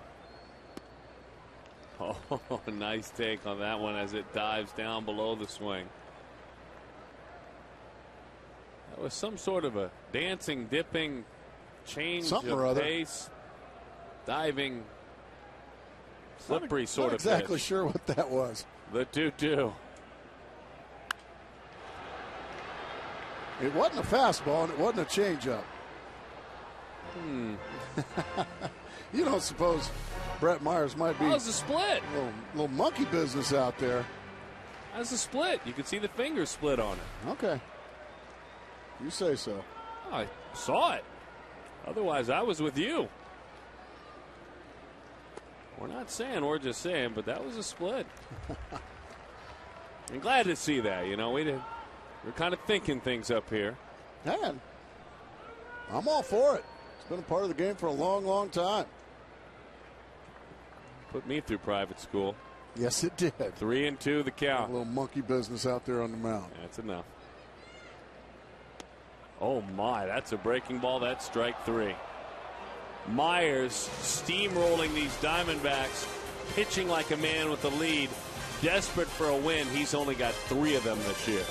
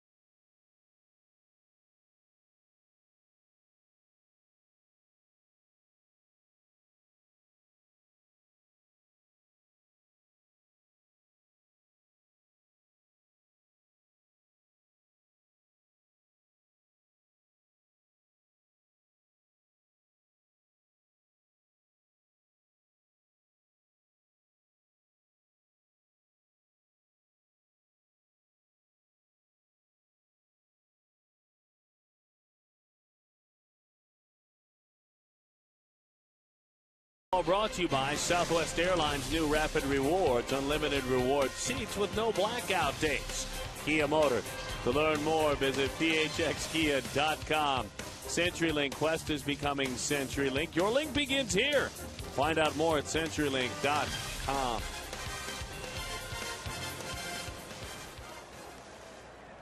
All right, Joe, trying to keep it right at 4-1. First pitch, breaking ball, grounded foul. Bourgeois fouls that one off. A little bit later, isn't it, folks? Joe with just 85 pitches, so he'll be just fine as he works. Popped up. Here comes Upton. Diving, can't hold on. Bourgeois flying on around. Thinking about 3. He's just going to go ahead and take 3. Look at the hustle by Bourgeois. Past the bag, not too far past, though. Passed the bag, but the glove did not stay on him. Ryan Roberts didn't keep the tag on. Tough night for Justin Upton out there in right field. Yeah, because that was a tough play. That would have been a fine effort, and you hoped that he, for the tough plays he had, I mean the miscues, that he'd catch this one. Yeah, he whiffed it. He's had a tough night out there. Bourgeois can fly. And he's just kind of cruising along now. Here's that extra gear, and he's going to just head on to third. And if Ryan Roberts keeps the tag on him, he's out. But instead, he got it back in there. I will almost promise you that Brad Mills will not put on a squeeze play here. No, you think not? I would be shocked if he did. Infield all the way in, Jose Altuve.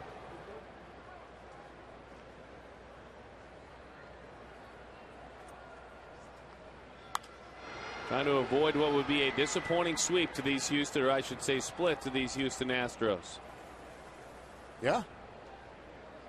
And part of the reason is on the backside of a series loss to the Los Angeles Dodgers. Well, one thing these Houston Astros have done is come out and hit the baseball. 10 more hits here tonight. How about that? Yeah. My goodness. Line drive, 5-1. Add a little more to that runners in scoring position number and hit number 11.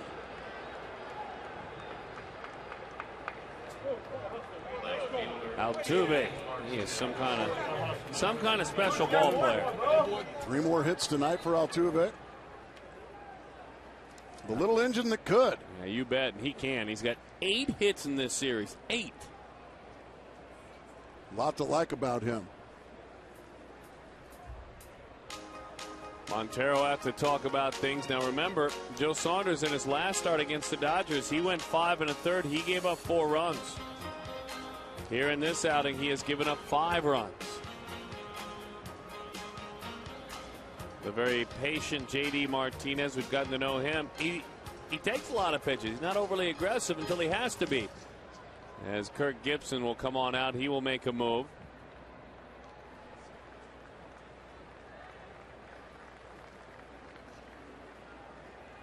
The side wheeler Ziegler warming in the bullpen.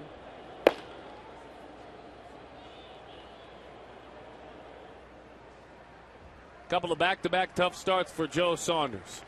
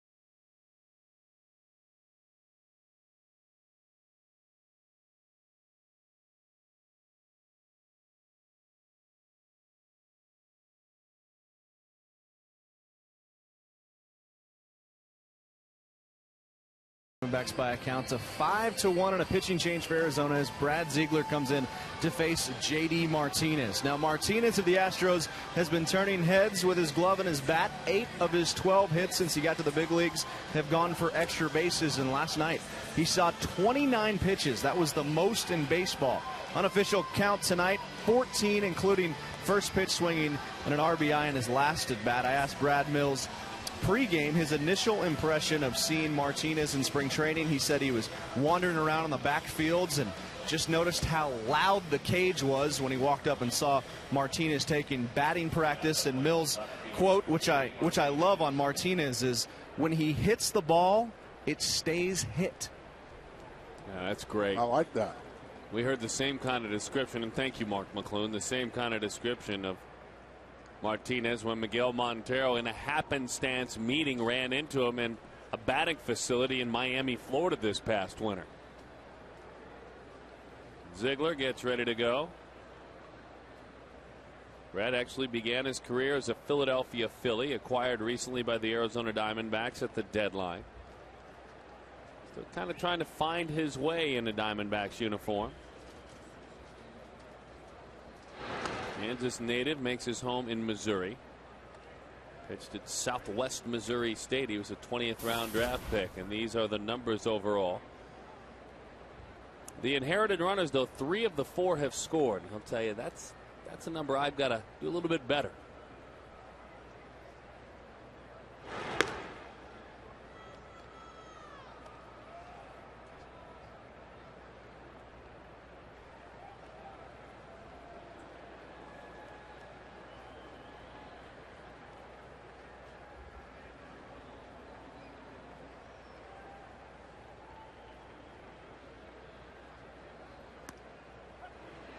Nice sinker, tough to deal with. 0-1 the count.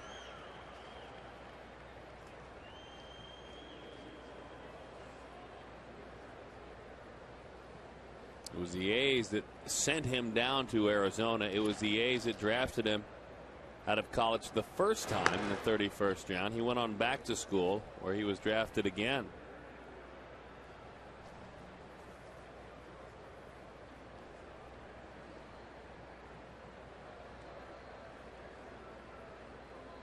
Oh, and 1 the count. You're thinking ground ball here, certainly.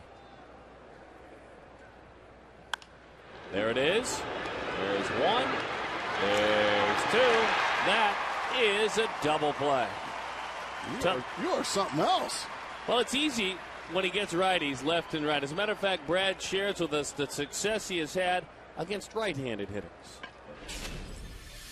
What I hope it is it's all of a sudden everybody has to change their focus. You know, where number 1, where they're picking up the ball.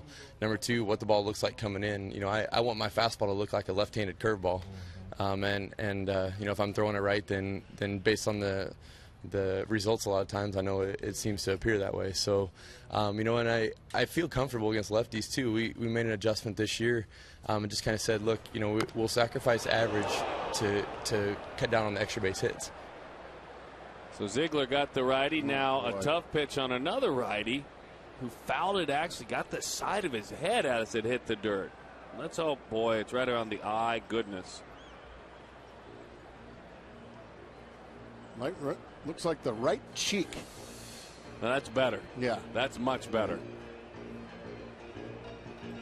Gotta have. You don't want a big old swollen eye when you're trying to hit.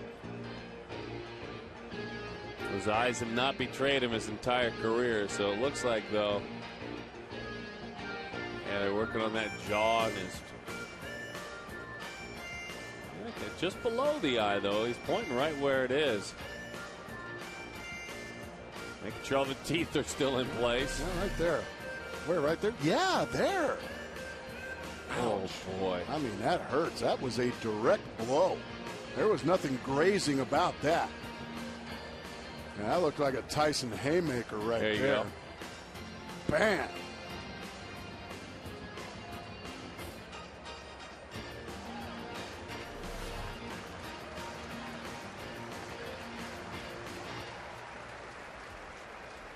You don't want to mess up that pretty face of Carlos Lee, do you? I know he doesn't want to. 0-1 the count. Yeah, a little golf ball on that cheek here in a bit. On the ground, Kelly sets and fires. Nicely done by Brad Ziegler. A very nice job. Here's hoping he earns some more important assignments down the road for the Diamondbacks.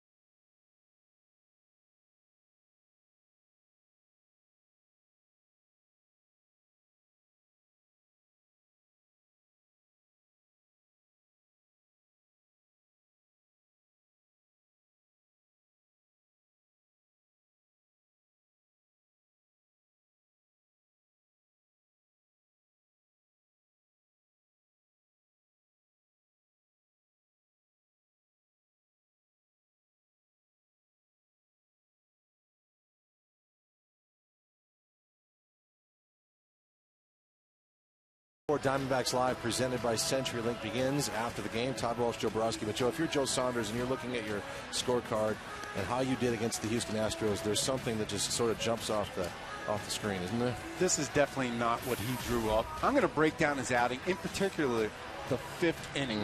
One particular batter, and there's no defense for it. This is, I think, the reason why the Diamondbacks find themselves in a big hole. He won't reveal that, but I think it was the leadoff batter. I'm just guessing. Good guess. All right, guys, we'll send it back to you. Look forward to talking about that, and look forward to talking with you gentlemen on our post-game show. Myers goes back to work, and he does so with a very manageable pitch count of 81. Kelly takes, and that one grabs a part of the outside corner. 0-1 the count. Kelly's 0 for 2. Certainly been pretty good, hasn't he, Brett Myers? He has been very good tonight. Curveball bouncing, and it's been a foul ball. Just mixing up his fastballs and his curveballs and his changeups. Nothing fancy. There's nothing fancy about Brett Myers. There never has been. He's just workmanlike, and he has been, well, really good. He's got 4 hits. 4 hits. Goodness gracious. Changeup, strike 3. Johnson is 0 for 3. 125 strikeouts this year for Kelly. Xavier Nady now. All right. You're ready, huh? Ready to go. Ready for a big rally.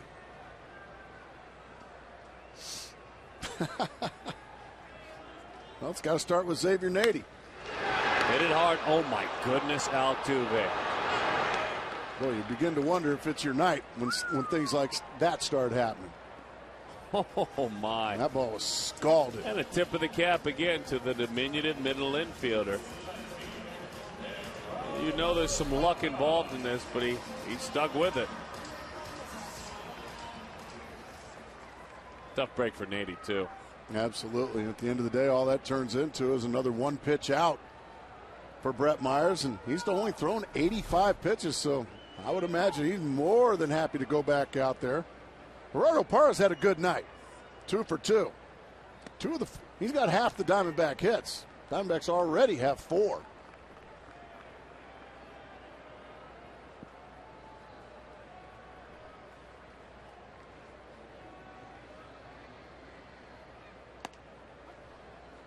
When he hits 8th, boy, that's when he gets his work done. Other spots in the lineup as we take a look at the CenturyLink high-speed internet high-speed pitch. We've got to hurry and get elements in with Myers working. High drive left.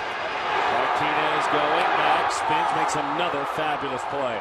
He's going to be MVP someday, like maybe next year. Golly, J.D. Martinez again. Parra, tough break. He hit it well for the 3rd time tonight.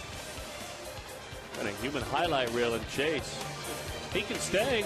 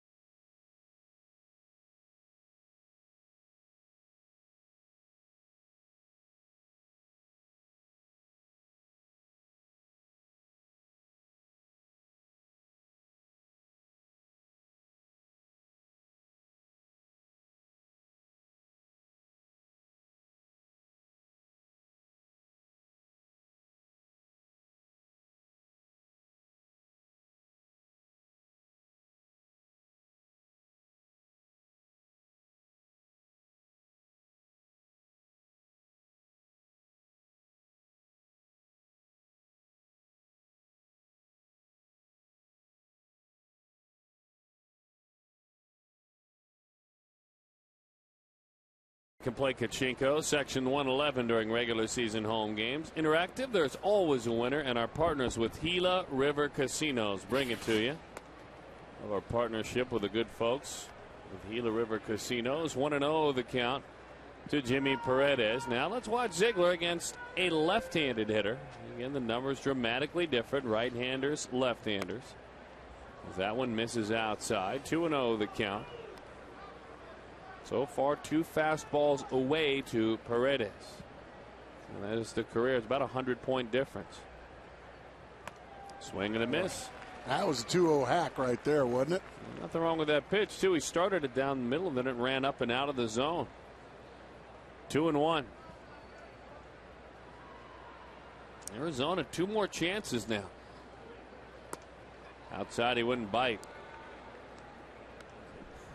Michaels waits on deck.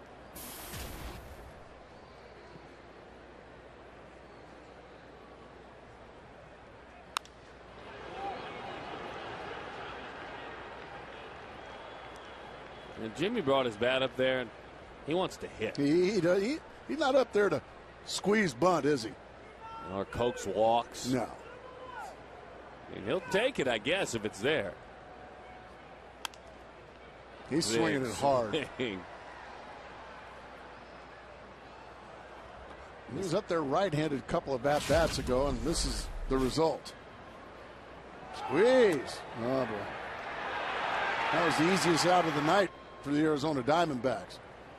I'm still floored by that call. But so far... Popped it up. Bloomquist out. Tough break there for Ziegler. He made a pitch. Tied him up a little bit in the zone. That allowed Paredes to find left field. And now Jason Michaels.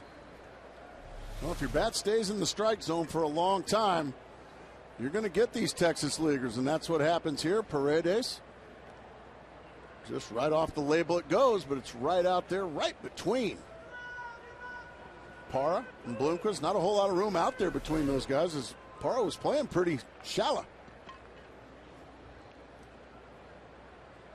Evidently not shallow enough, though. So, a dozen hits for the Astros. Again.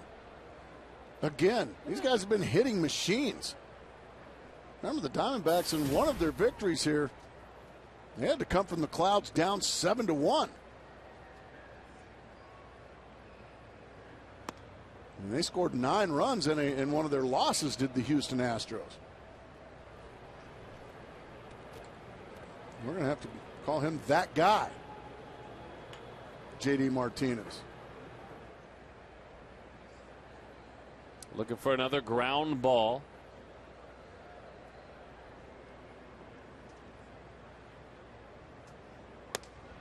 That's a breaking ball, folks. You could see it kind of hover up there. 2-0 the count.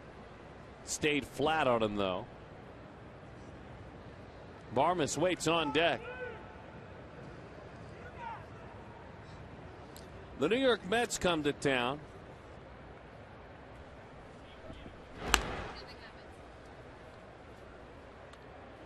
And they come over the weekend. Ian Kennedy, Dylan G. That is tomorrow. Daniel Hudson, Mike Pelfrey. That is Saturday. Jason Marquis against Chris Capuano. That is Sunday. Right there. And then it is off to Philadelphia, Atlanta, and Washington. Look forward to seeing you on Fox Sports Arizona throughout the entire series. Better said, look forward to seeing you at the ballpark. Metropolitan coming to town. If you can't make it out, we'll have them for you. Mets in an even 500 this year, entering play today. Their manager Terry Kahn's done a really good job with that club, Darren. Injuries everywhere for them. Swing and a miss. Runner goes, slow down, got him. Nice throw, Miguel Montero. Give him something to thump his chest about a little bit. He works and works on his throwing. That one perfect.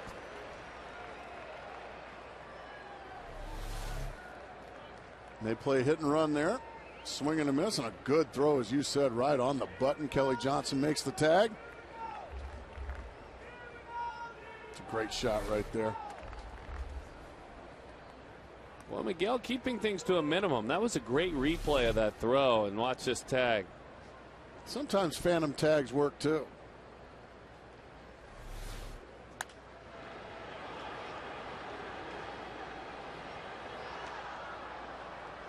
One more time, 3-2. Well,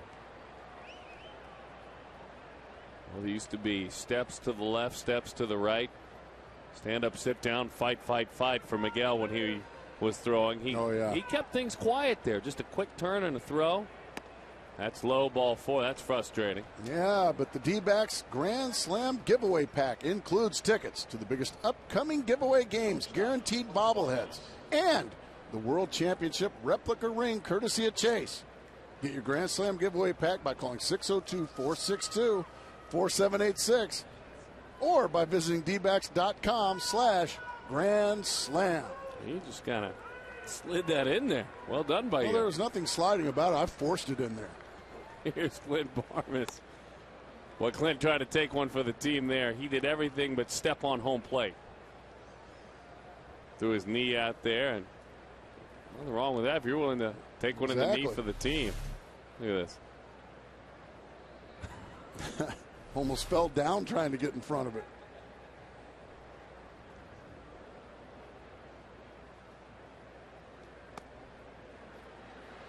Brad Ziegler having some trouble throwing strikes in this inning.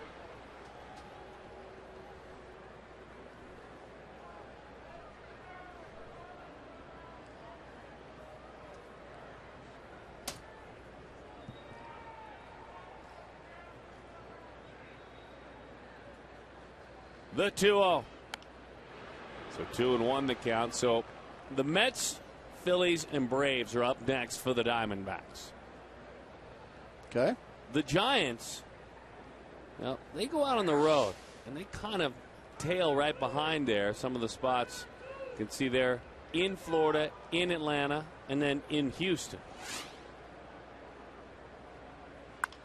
Bouncing ball, another chance to get 2. There's 1. There's 2. 6 outs to play with if you're Arizona. You had better take advantage.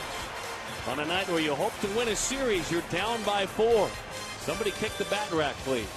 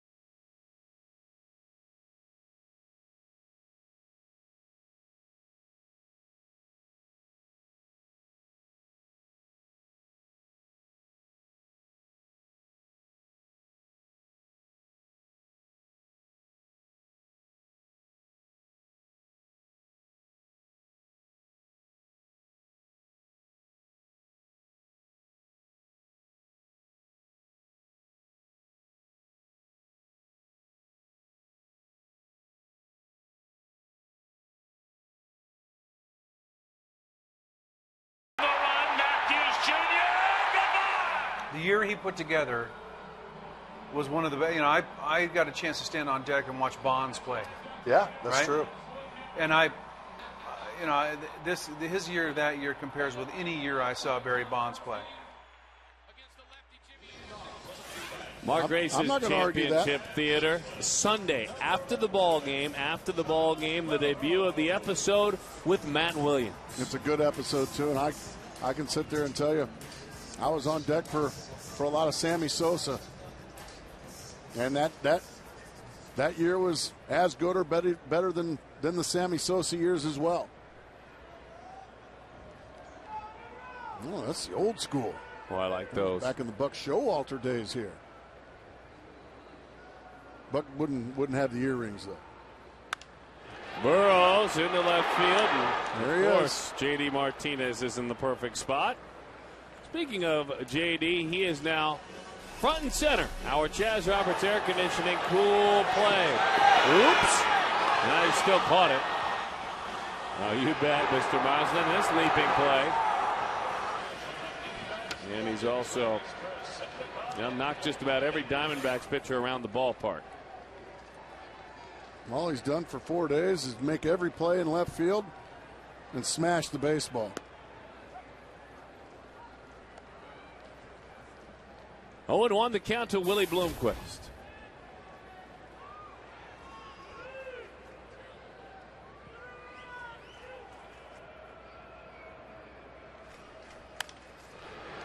Willie fights that one out of the catcher's mitt. No balls and 2 strikes to count. So finally Myers, as somebody ends up with a souvenir there and a smile as always. Finally Myers is getting over 90 pitches. It's been pretty easy so far. And to his credit, he's just kept the Diamondbacks off balance with an assortment of fastballs and changeups and some breaking balls.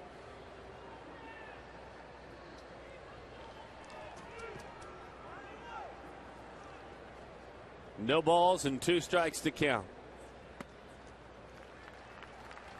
Good little tantalizing 0-2 pitch right there, right below the knees. If Willie goes after it, it's a ground ball. That's the kind of waste pitch, I think, that you don't mind throwing at all. No.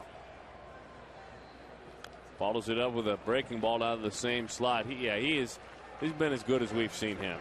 I mean, he did this a lot last year, had the best year of his career, but man, has he been good.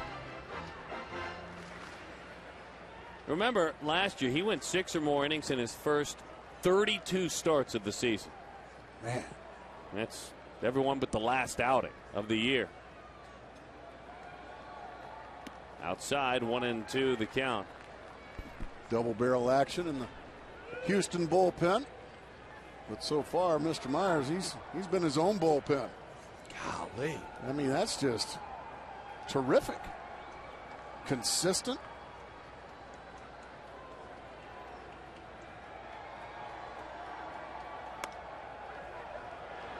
He did not go around. Well, he almost leaned out there and took one in the teeth.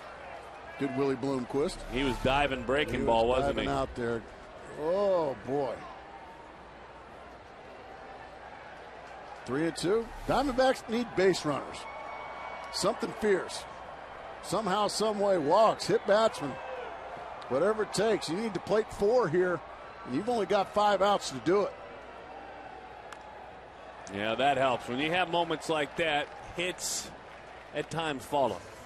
Just getting a piece of that, just holding up on the other. Well, one thing you know about Willie Bloomquist, he's going to give you every ounce of his heart and his soul every at-bat as the bullpen gets loose. Both sides, lefty and righty. It's a big-time at-bat by Bloomquist. Really good at bat, and again, nearly swung 2 pitches ago, fouled off a tough slider away, and then took a close pitch. Pitchers hate guys like Willie Bloomquist, especially when he is right. It's the 3rd time he's been on tonight. Yeah, that's just a professional at-bat right there by Bloomquist. Late in the ball game, probably your last at-bat of the ball game, you've got to find a way to make a difference. And right there, that's making a difference. You put a 8-pitch at-bat on Brett Myers. Now, you're starting to get into those guys that have had the big-time years for you. Ryan Roberts got 15 home runs. Upton, most likely going to hit in this inning. By getting on base, that's what Willie Bloomquist brings to the equation. Now you start to get those middle-of-the-order guys a chance late in the ball game. Roberts belts it down the line to the corner. It goes off the wall. Matt Williams says, come on down. Bloomquist slides in there. 5-2. Ryan Roberts getting a little bit more interesting, folks.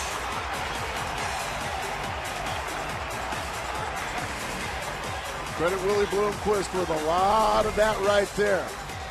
Fastball middle, fastball ripped down the left field line. Ryan Roberts, he doesn't get cheated. He hits it off the middle of the left field fence. Martinez has a bit of trouble with it right here, and Matt Williams sees it now. He's like, okay, now you go ahead. Bloomquist scores easily. In a meeting on the mound, it looks like Doug Brocail, the pitching coach, out there. So that means Brett Myers is going to stay in this ball game.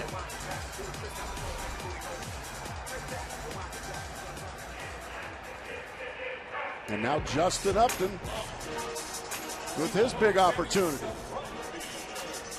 He's kind of spoiled us in these situations, hasn't he, Darren? Yes, he has. Offensively, Justin Upton, extra base hits, total bases, #1 in the National League. In 1-0 the count. Rare is the occasion the Diamondbacks face a pitcher the 4th time. They've only done it about a 1/10 of the time, but when they do, they hit .328 against a pitcher the 4th time through. Okay, what Justin's got to remember here, he is not the tying run. The tying run's in the on-deck circle in Miguel Montero, so it's the same situation. Yes, Justin Upton, yeah, you want to drive in this run, you want to make it happen, but if he's going to pitch around you, go ahead and let him pitch around you. You don't need to chase those pitches up there like he just did. It should be 2-0 right now. On the corner, 1-2 the count.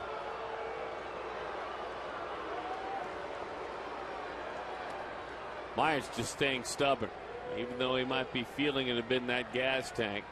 Got some help up and then went back out on the black. What's coming now, young man? Fastball, ground ball. Lee with the diving play. Upton races. A fabulous play by a new first baseman in Carlos Lee.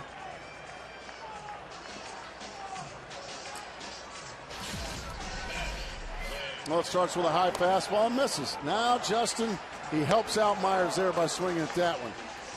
Borderline pitch there, got called a strike. Justin does a good job with it. He just gets robbed by Carlos Lee. He's not really a first baseman, but don't tell Justin Upton that, because he made a nice play diving to the line, and that is a huge out for Brett Myers and the Houston Astros. This might be it for Brett Myers with the left-handed hitting Miguel Montero stepping into the batter's box.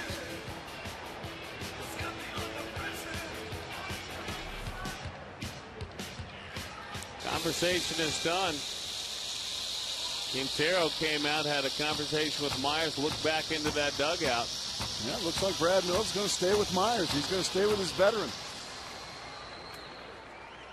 Let's see how much they attack Montero with Young on deck. I think you have to attack Montero here. You want to bring up Chris Young with as the tying run? Boy, I don't. 0-1 the count, a breaking ball.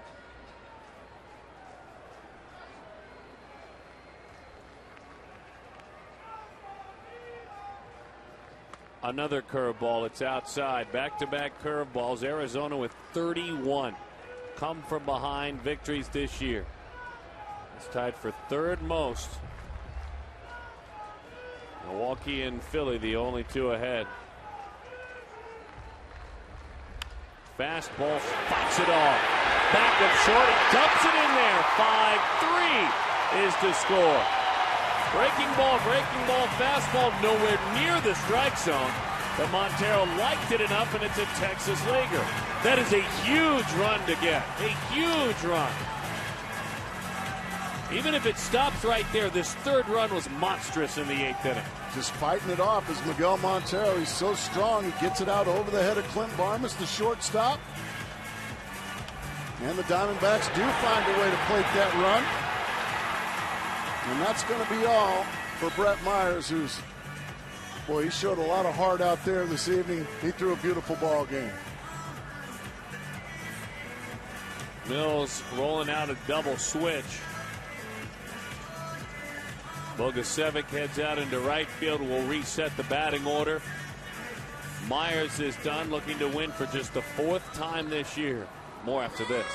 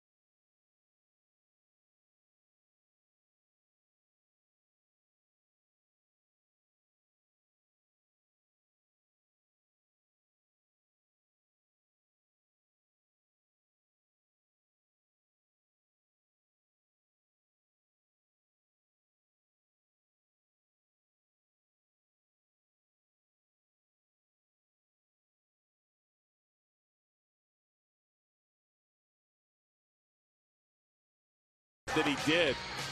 They were going to make him go out of that zone. They thought they'd get him. So Montero is on. Chris Young, this is a huge opportunity. Boy, and he has been dying for one of these. Trying to put a little pop back in his bat. Bogusevic is now in right field. And the call to the bullpen. It's answered, first of all, by Verizon Wireless 29 times this year.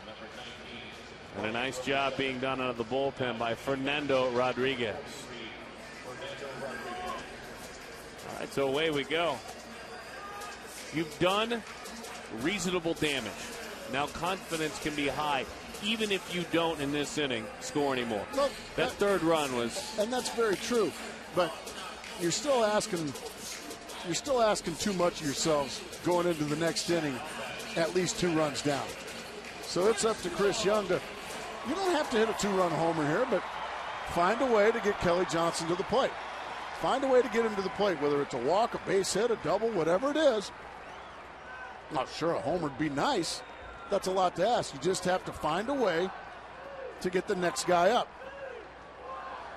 Bogusevic, the right fielder, bats 9th. The pitcher, Rodriguez, bats a 6th. If you're scoring at home, away we go. Fastball outside from Rodriguez. 1-0 the count. Young tonight. Grounded out to 3rd. Walked. Struck out looking.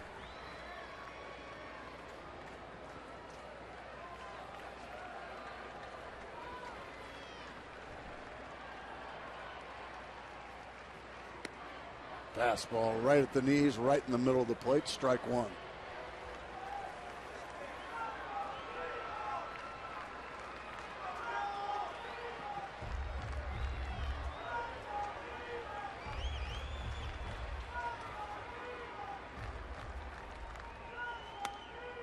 Tried to frame it up. Didn't get the call.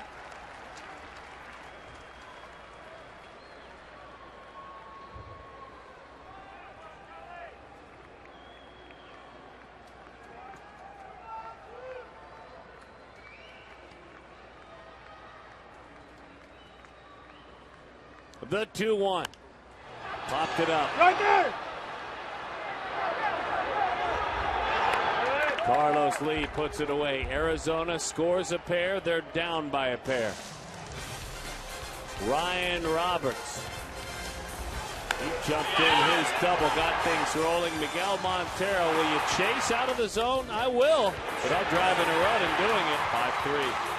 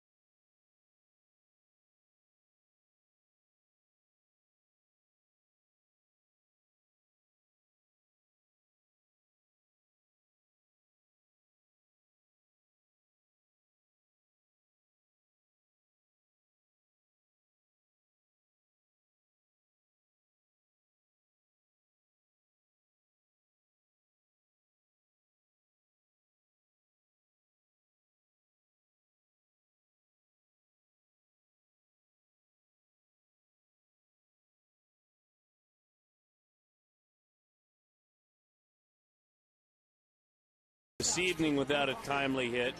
And better said, he has gone 113 at bats without a home run. Yeah, it's been a frustrating go for him, and he gets a fastball to his liking. I mean, that is center cut right there where he has done big damage over the years. You can see, golly, that's my pitch. And I just haven't been able to square one up in a long, long time. Just hope that thumb or that hand is okay. Kirk Gibson saying yesterday he thought he was about to break out of it. His hitting coach, his manager. It's not due to lack of effort.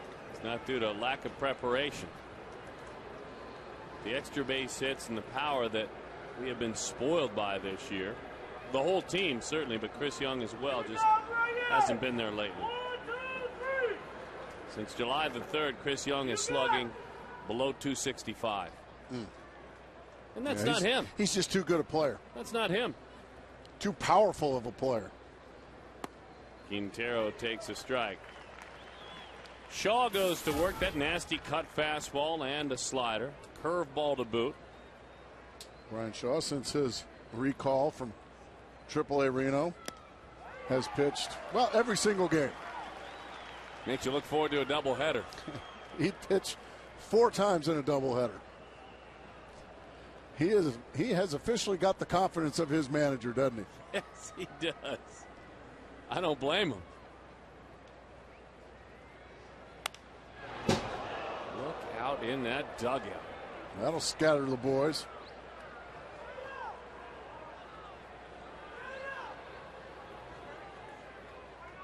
Is he all right? Is he all right down there? Ready 4. Take 4. Nice. We have the toughest cameramen in the business here at Chase Field. Well, that we do. That's a cut fastball.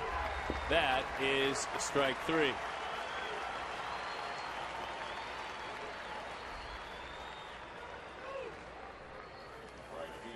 Bogusevic.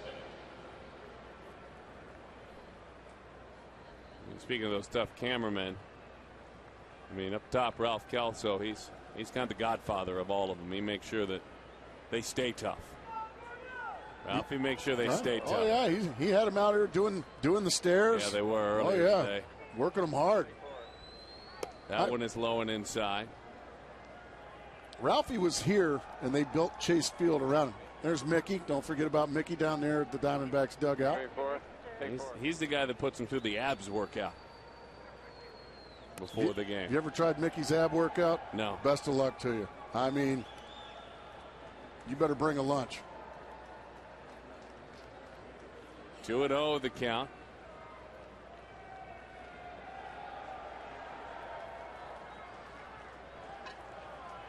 Well, I plan on bringing a lunch tomorrow, and I'll just sit on the side and watch the guys and eat it. Pounded foul, 2-1 the count.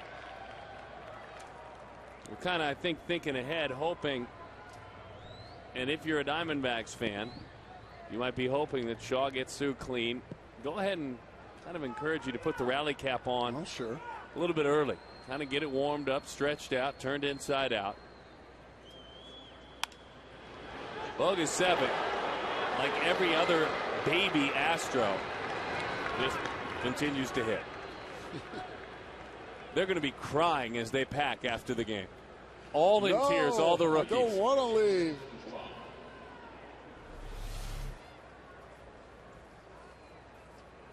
And that's a beautiful swing.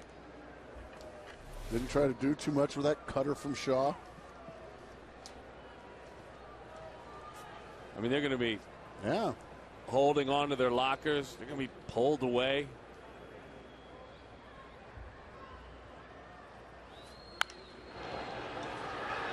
They're going to Dodger Stadium when the batter's eye is not quite so sweet. Oye, ¿me escucho?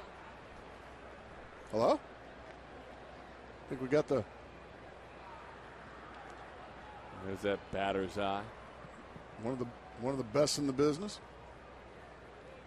Out there in center field. Jason Bourgeois. Nice there he little goes. Slider there. 0-1 the count. 0-2 now. So, yes, Houston is off. This travel day for them. They head off to Los Angeles. Nathan Eovaldi. All the other games in the daytime today. The 0-2. That one sails out of there. Including the New York Mets, who came on across the country. They played a day game and came on out here. I would imagine they're settled in. Sleeping like Rip Van Winkle now. Oh, yeah, they're home. Not home, but they're at the hotel here in Phoenix. Now the guys, once they get out there to Southern California, there's some great breakfast spots in the LA area. Because it'll be breakfast time when they get there. 5-3 the score.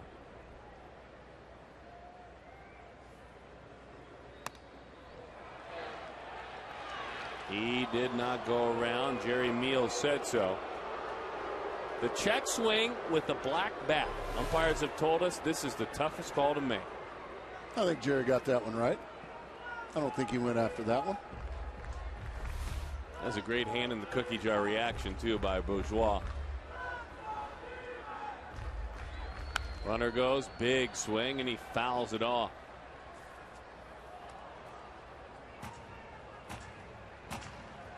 Kelly Johnson, Xavier Nady, Gerardo Parra, they're waiting their opportunity.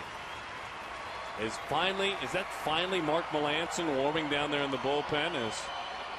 Didn't think we were going to see him this series. The trio that will hit. They look to make a play and go to work.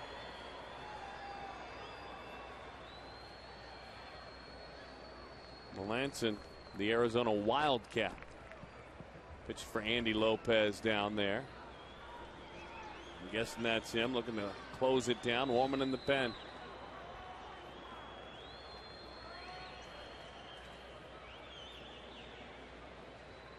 The 2-2. Popped up. Kelly calls off Nady, and Johnson puts it away. 2 outs in the inning. Let's answer our text poll. Kia Motors brings it to you. The best things about August. Well, meaningful baseball. That's the best thing. That's what you say. And by a wide margin, 72% of you.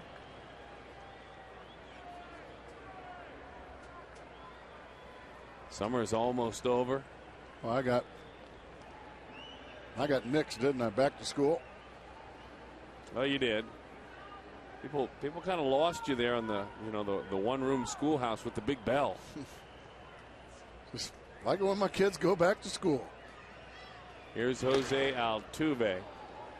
The Houston rookies in this series, the rookies, the guys that are just getting here to the big leagues, have 27 hits, 12 RBIs, 11 extra base hits, and a .380 batting average in this series. Man, Altuve looking for his 4th hit. It's pretty amazing, actually.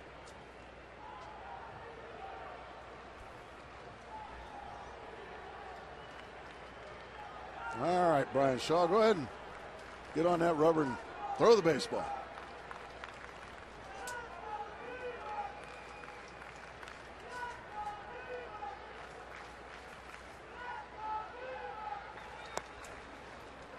One and 0 the count to Altuve.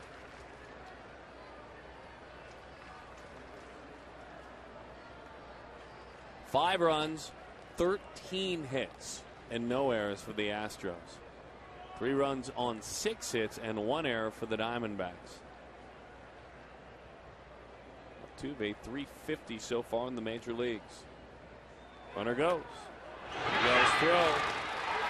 A thing of beauty. Miguel Montero throwing very effectively tonight, and good for him. 5-3 is the score. Melancon ready to go. Played his college baseball with the Arizona Wildcats. Let's see, did they get him? Oh, you betcha. Oh, he was out. Good call.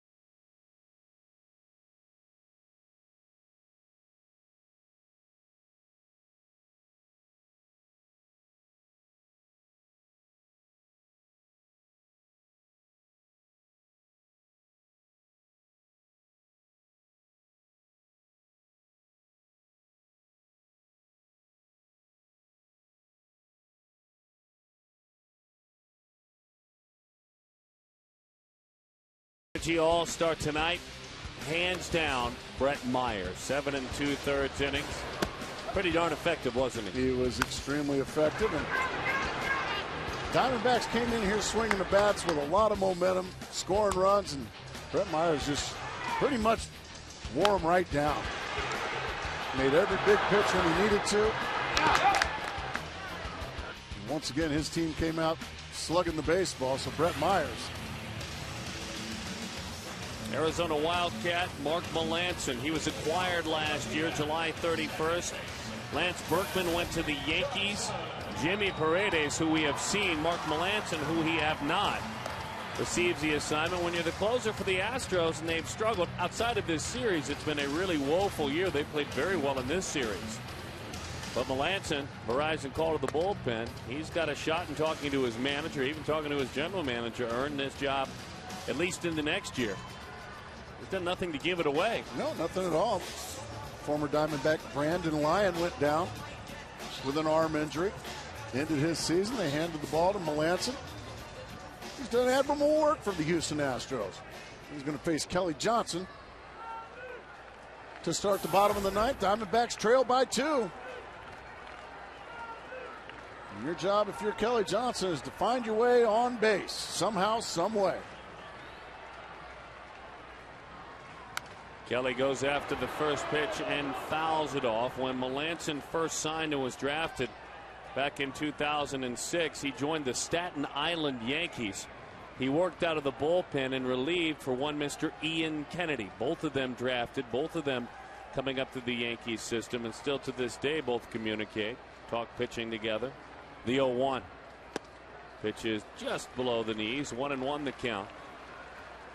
Ian talks about what he learned with the Yankees, enjoyed the opportunity after he was traded. Talking with Melancon the other day, he treats the Yankees same sort of respect, but is glad to get the opportunity.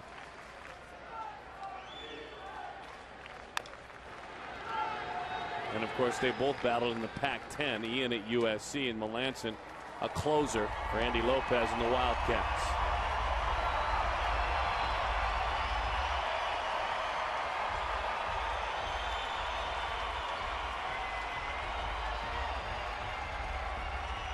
Trying to stir things up for Kelly.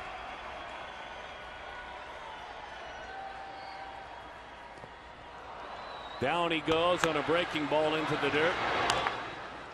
Johnson has erased 0 for 4 with a pair of strikeouts for Kelly. 126 Ks this season. Tough night for Kelly Johnson. Ends with a strikeout. Diamondbacks down to their last 2 outs.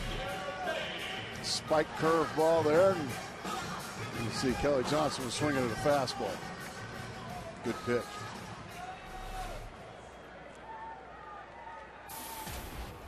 So now Nady, another former Pac-10er, a little bit older than these other two.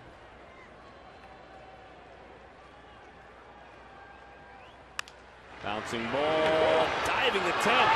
Paredes hops up, throws it away.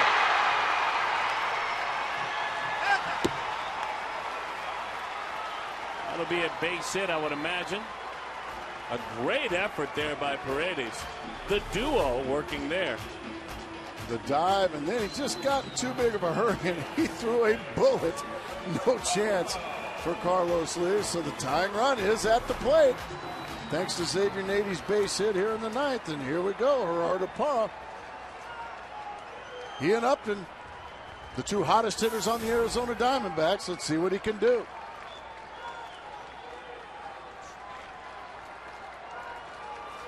Here's Parra, there's Goldschmidt. He waits on deck.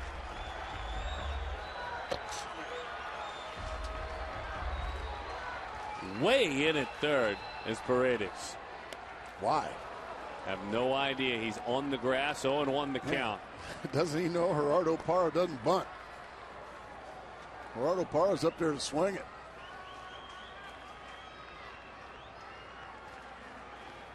Rest of the outfield straight, rest of the infield straight. Maybe Barmas a step to the bag. That's it at short. They hold the runner on. Big hack. 0-2 the count.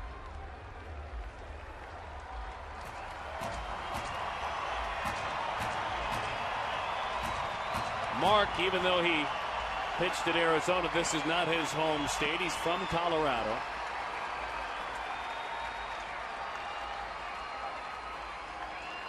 Battled back from Tommy John surgery here, trying to lock down one for the Stros.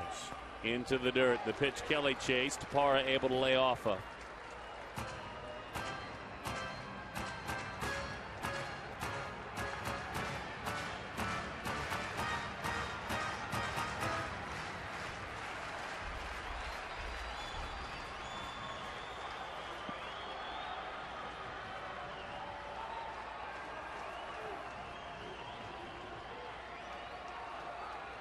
They're going to waste it up. He didn't bite the pickoff throw. 2-2 the count. I'm just not big on wasting pitches in the bottom of the ninth inning. Are you? No. It's all you've done now. By wasting a breaking ball in the dirt and then a fastball up and in, you've turned an 0-2 count into a 2-2 count. Now your margin for error is much more limited. I went back to the fastball.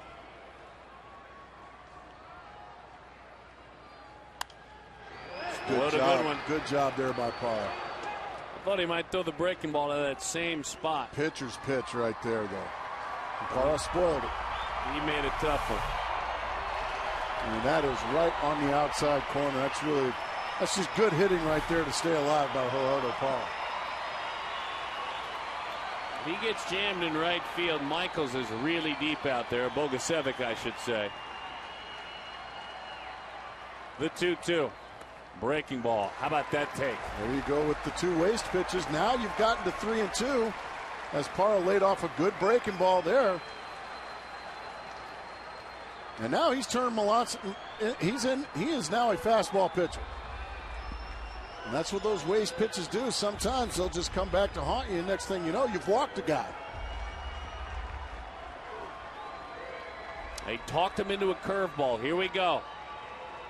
On 3-2. Breaking ball, strike three. Tip your cap to the pitcher on that one. That was a great pitch. And you know why? He threw it with conviction. He sure did. The catcher didn't want him to throw it. He wanted to throw it. Boy, he put it right where he needed to put it, and that one just,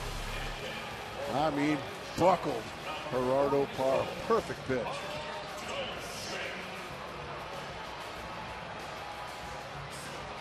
That spike curveball. Heck of a pitch. Paul Goldschmidt, one home run in the big leagues this year. He is called upon, one in the 30 at-bats, and it came on the last road trip against a pretty good pitcher, Tim Lincecum. He was ready, and he crushed it.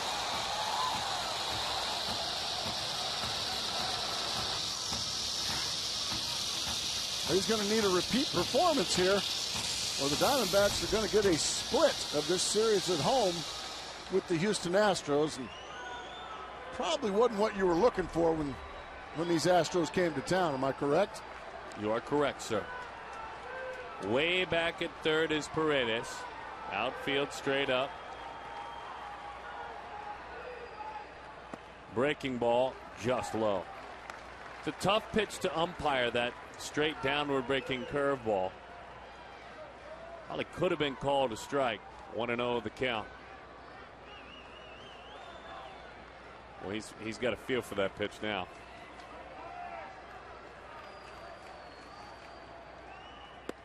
He came right back with it, right on the butt. That's a heck of a curveball.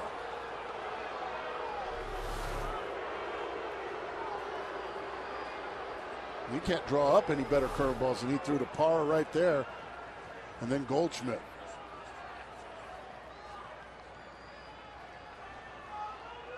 So what's coming to the slugging rookie? On 1-1. Inside, 2-1 the count. 30 home runs in an abbreviated season because he was pulled to the big leagues. 35 home runs in his first full professional season last year. 18 in a short season after he was drafted.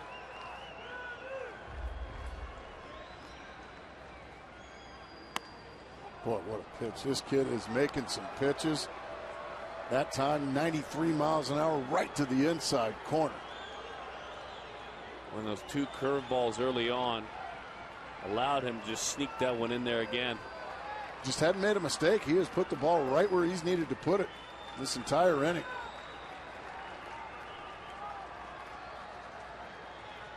The former Wildcat steps off the bump, takes a look over. That to me just means he was indecisive, because Nady's not going anywhere.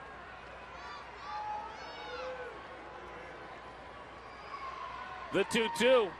Curveball spoiled it, and it was a good one. Now you're just in survival mode if you're Goldshmidt. There's that good curveball. We'll do it again.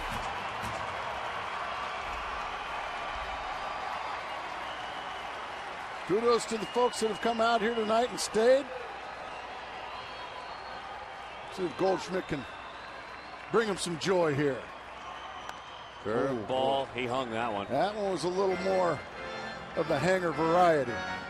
Melanson doesn't want to throw those very often to a power hitter like Goldshmidt. That one hangs about thigh high.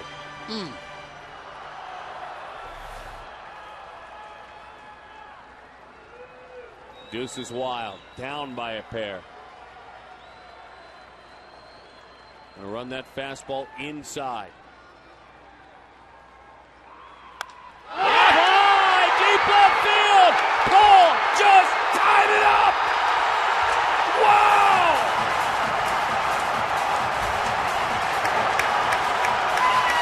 This kid's incredible.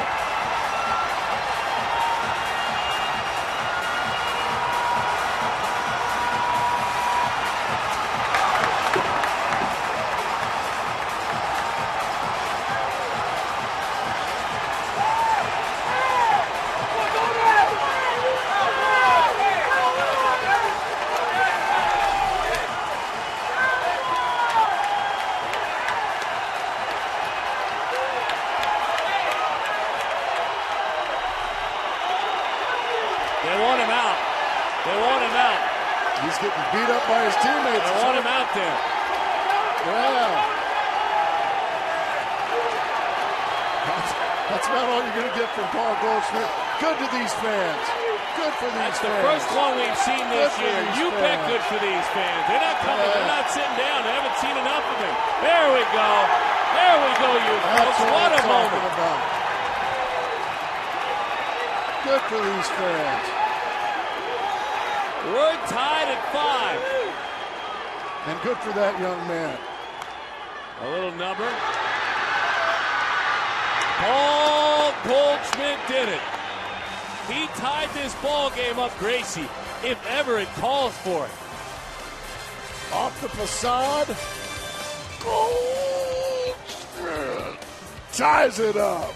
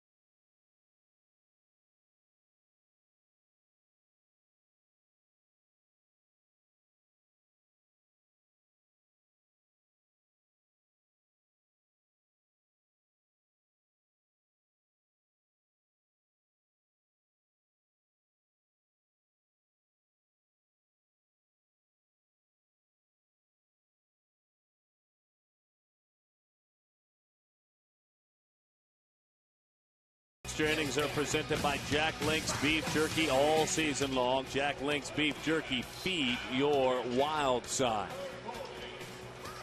One more time, if you happen to have missed it a moment ago.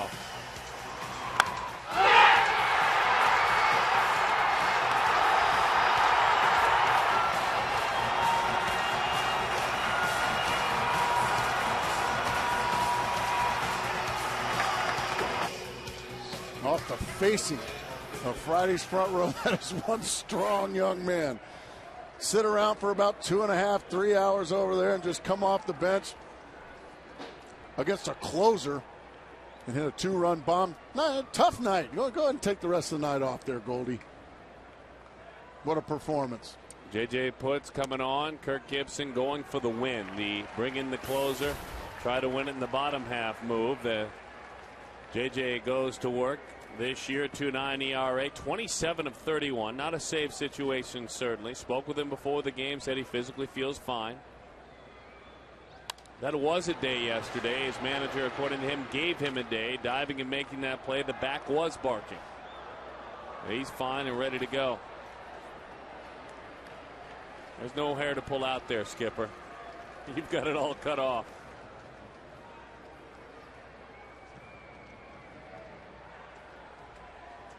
Well, they reach out and snatch this one. Into the dirt, splitter, stuck between the fingers there. Here's a play that rattled that big fella. It was a great play, game-saving play, though. Off the guy that's in the batter's box as we speak. A great play by J.J. Putz. That capped an amazing comeback.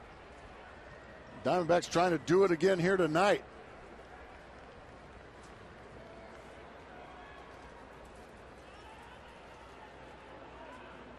Oh, man. Splitter. And I'll tell you what about that one for me. That really acted as a changeup. That went into a different gear. Oh, well, after spiking one in the ground, yeah, there's the split right there. Just go ahead and throw him a better one.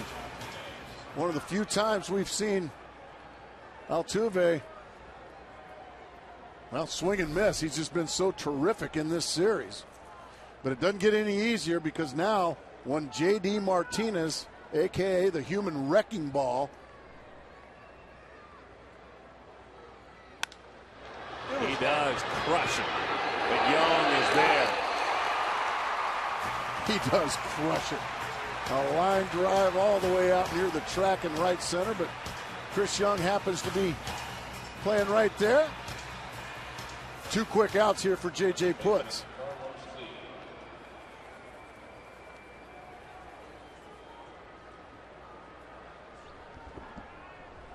And now Carlos Lee.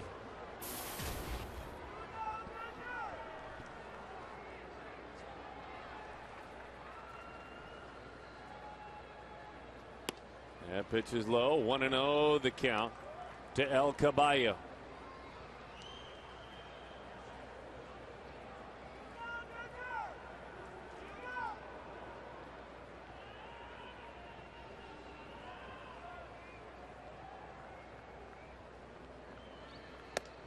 Two and the count as he backs him out of there. That cheek, he fouled the ball off his cheek. It's got a little swell to it. I think he's fortunate. It's not too bad. He'll be just fine. He's just very upset that there's nobody to drive in out there. He's going to have to drive in himself if he's going to. He's just very upset. Drives that one into right center field. Putting it away is Justin Upton.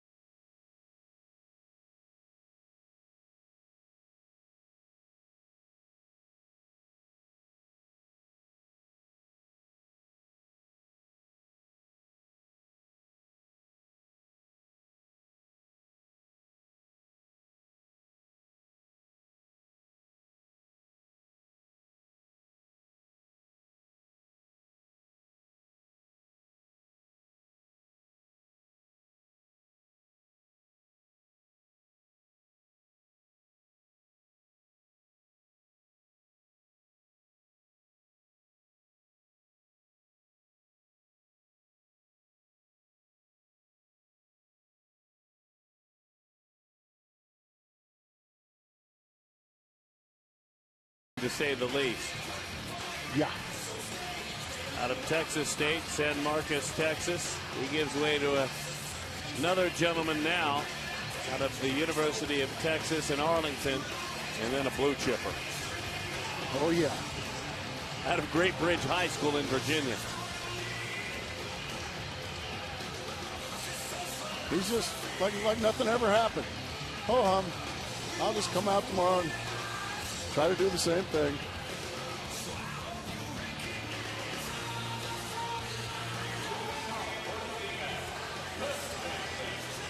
I don't know if he even understands the importance of that moment right there. With every game, every inning, every pitch being huge in the middle of a pennant race.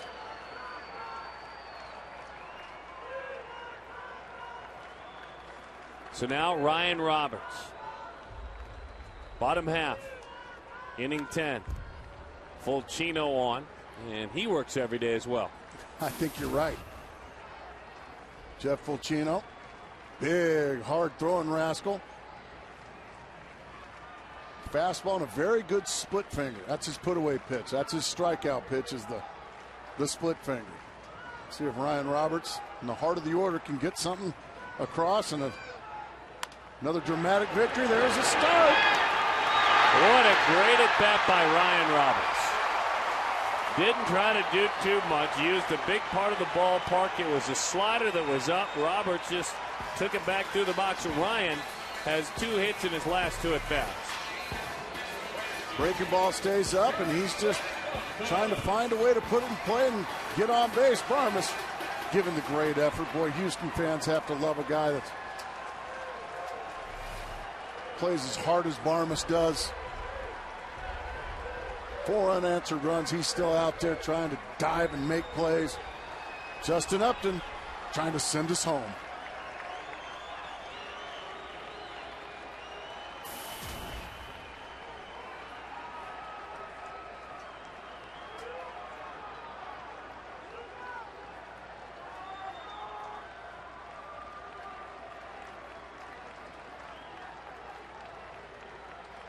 Guarding the line very closely is Paredes. That leaves a ton of space on the left side of the infield. A ton on the right side as well. They're bunching the bag at second. I'm telling you, if Justin could just, as hard as he's been hitting ground balls, just put one on the ground, either on the left or the right side of the infield. When you guard the line, and you've talked about that too, guarding the line. Yeah, I was never a big fan of guarding the line. One thing is, Fulcino, I just don't know how badly he wants to go at Justin Upton right here, the way Justin's been swinging the bat in these situations. 1-1. That's a good fastball to the outside corner there. Arizona has 6 walk-off wins this year. 4 of them by this man.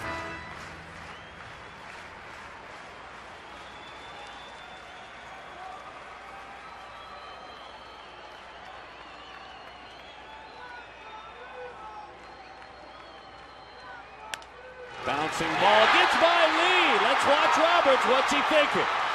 Can't get any further. He had to dodge the ground ball. And it was hit right at his face, and he had to go down to get out of the way of it.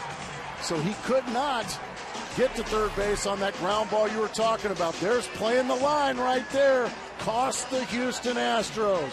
If he's playing normal, that's probably a double play ball. Instead, Justin Upton, just like you'd expect, with a base hit. Fulcino's going to come out of this ball game. Looks like Brad Mills making a double switch. He's making the switch.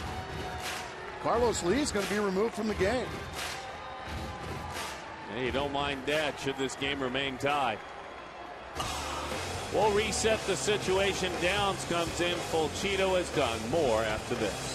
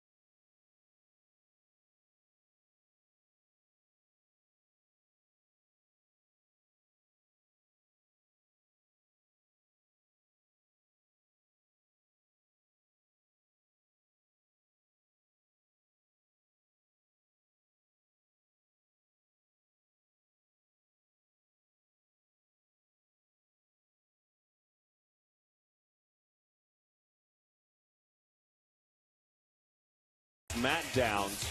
Carlos Lee is done. And then on the bump going to work for Houston. The left-hander, Escalona. Sergio comes on. He's been busy, very busy, for the 43rd time this year. And an ERA of 2.70. He's done a nice job. 27 runners inherited, only 6 have scored. He can't allow a single run. Not a single run. We'll see what goes on. We do know this, that if this game goes on, he's out of it. I was going to say, if this thing goes a couple, or we have one of those marathon games, that man will not be out there hunting for RBIs. Pitcher spot is now cleanup. Downs bats 6th. Bunt here. It's in the cards. You've got good speed. And this is a guy that has retired Montero twice in this series on strikeouts. Is the bunt in order? Nope. Swinging it to the right side, and that's a foul ball. 0-1 the count.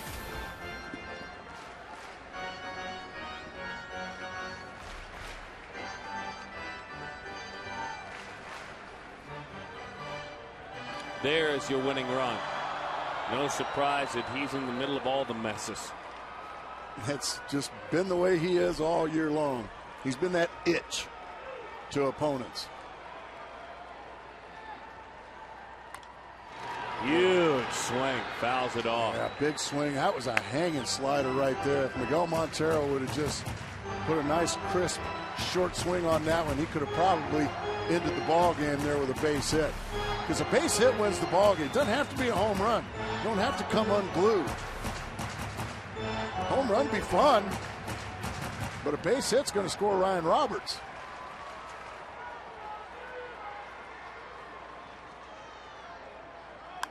High fly ball, very shallow right. Bogusevic is on. Roberts tags. Unable to move the runners up, so opting to go against the bunt. Runners stay put. And we're probably going to have another pitching change. I would be shocked if the left-hander stays in there to face Chris Young. Yep, Brad Mills is going to come out and make a change.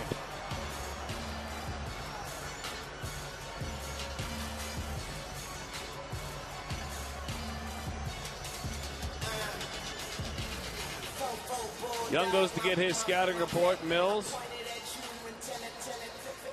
Conversation out there, buying a little bit of time. He has not made the call yet. He's got the book out the way to make sure he makes the call. He did not make the call. Left him out there. Wow, I am shocked at this. One thing we're finding out about Brad Mills, he's not a by-the-book manager. He has made some interesting decisions, to say the least, in this ball game. Won a botched squeeze attempt when it was 4-zip. He's going to let the left-hander face Chris Young. I'm shocked by this. Absolutely shocked by this. If you're Chris Young, what they're saying to you is, since July the 3rd, you haven't been that kind of a threat. That's what they're saying to you. If you're Chris Young, you take this personal. Absolutely. You take this personal. You take this as the Houston Astros showing you up. We don't think you can beat us.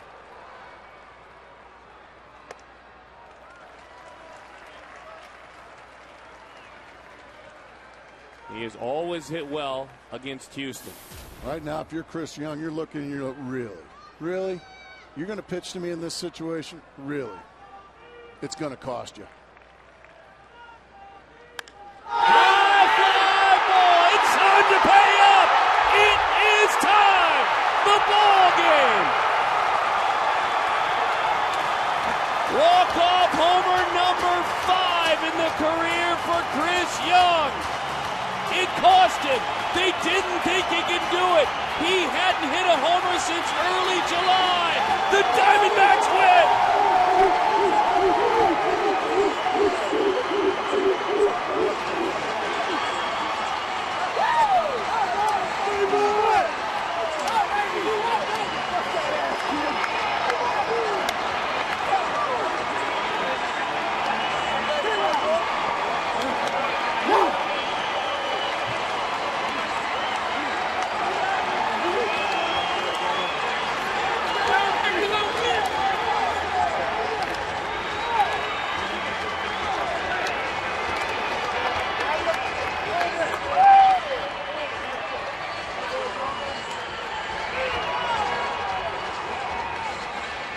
Fulton Holmes homer, $150 to the Central Arizona Mountain Rescue Association. And as soon as they get him lined up down there, we got to hear from him. That was cool. Unbelievable effort down there. And it looks like he's got him down there. Guys, Mark McClune, go ahead. Talk to the young man. Talk to him, Mark. Chris Young, how you feeling? I'm not going to lie. I've come up in a couple situations, haven't been able to come through, but it was nice to get that at bat right there. Kirk Gibson said yesterday before the game he felt like you were close. And I know it's been a struggle since before the All-Star game with a hand injury. Look out! How you feeling now? Cold. Well, you've had to ice down that wrist for a while. Yeah. But to get a big hit like this, put your team in first place by a game, how you feeling? Honestly, man, it was a team effort. I'm not going to lie. By no means was the game in our favor. You know, they were getting a lot of bloop hits to fall, and every line drive we hit seemed like it was an out. So it definitely seemed like advantage Houston, but Goldshmidt came up huge with a big at-bat to get that home run and get us back in the game and give us another chance. Yeah, what was it like sitting in the dugout when he hit that one, your fellow Houston native against Houston? Honestly, I didn't believe it when it happened. I mean, it seriously seemed like the game was over, and then pinch hit. They just got you with the double whammy.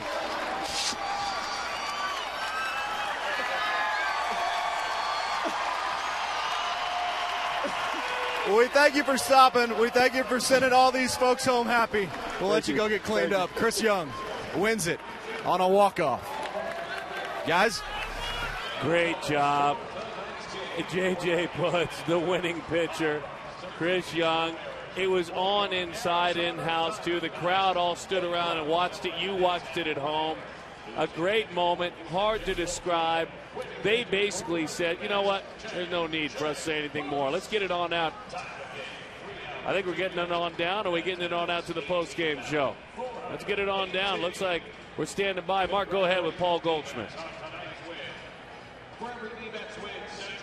Who brought this entire stadium to its feet. You had a couple curveballs thrown on you there. What were you looking for right before you hit the home run? I mean, I was just battling the guy throwing his curveball, but he throwing his fastball a few. I was just trying to, put something in play, and luckily it worked. You were a kid who grew up in Houston. As you towel off, you were a kid who grew up in Houston, and I would imagine that you went to a number of Astros games and maybe dreamed about a moment like this in the big leagues. What's it like experiencing it with the shaving cream in the face? Yeah, I mean, it's awesome. Obviously, being in the division race and, helping the team win and staying in first place. But, we got a lot of games to go, so we'll see if we can keep it up. And just to clarify this story you told me in the clubhouse the other day, too small to play football as a freshman in high school? Yeah, I hit a little growth spurt. I would say so off the Friday section. Enjoy first place. We'll let you go get cleaned up. Thanks for stopping here. Paul Goldschmidt headed inside the Diamondbacks clubhouse, and we are too, guys.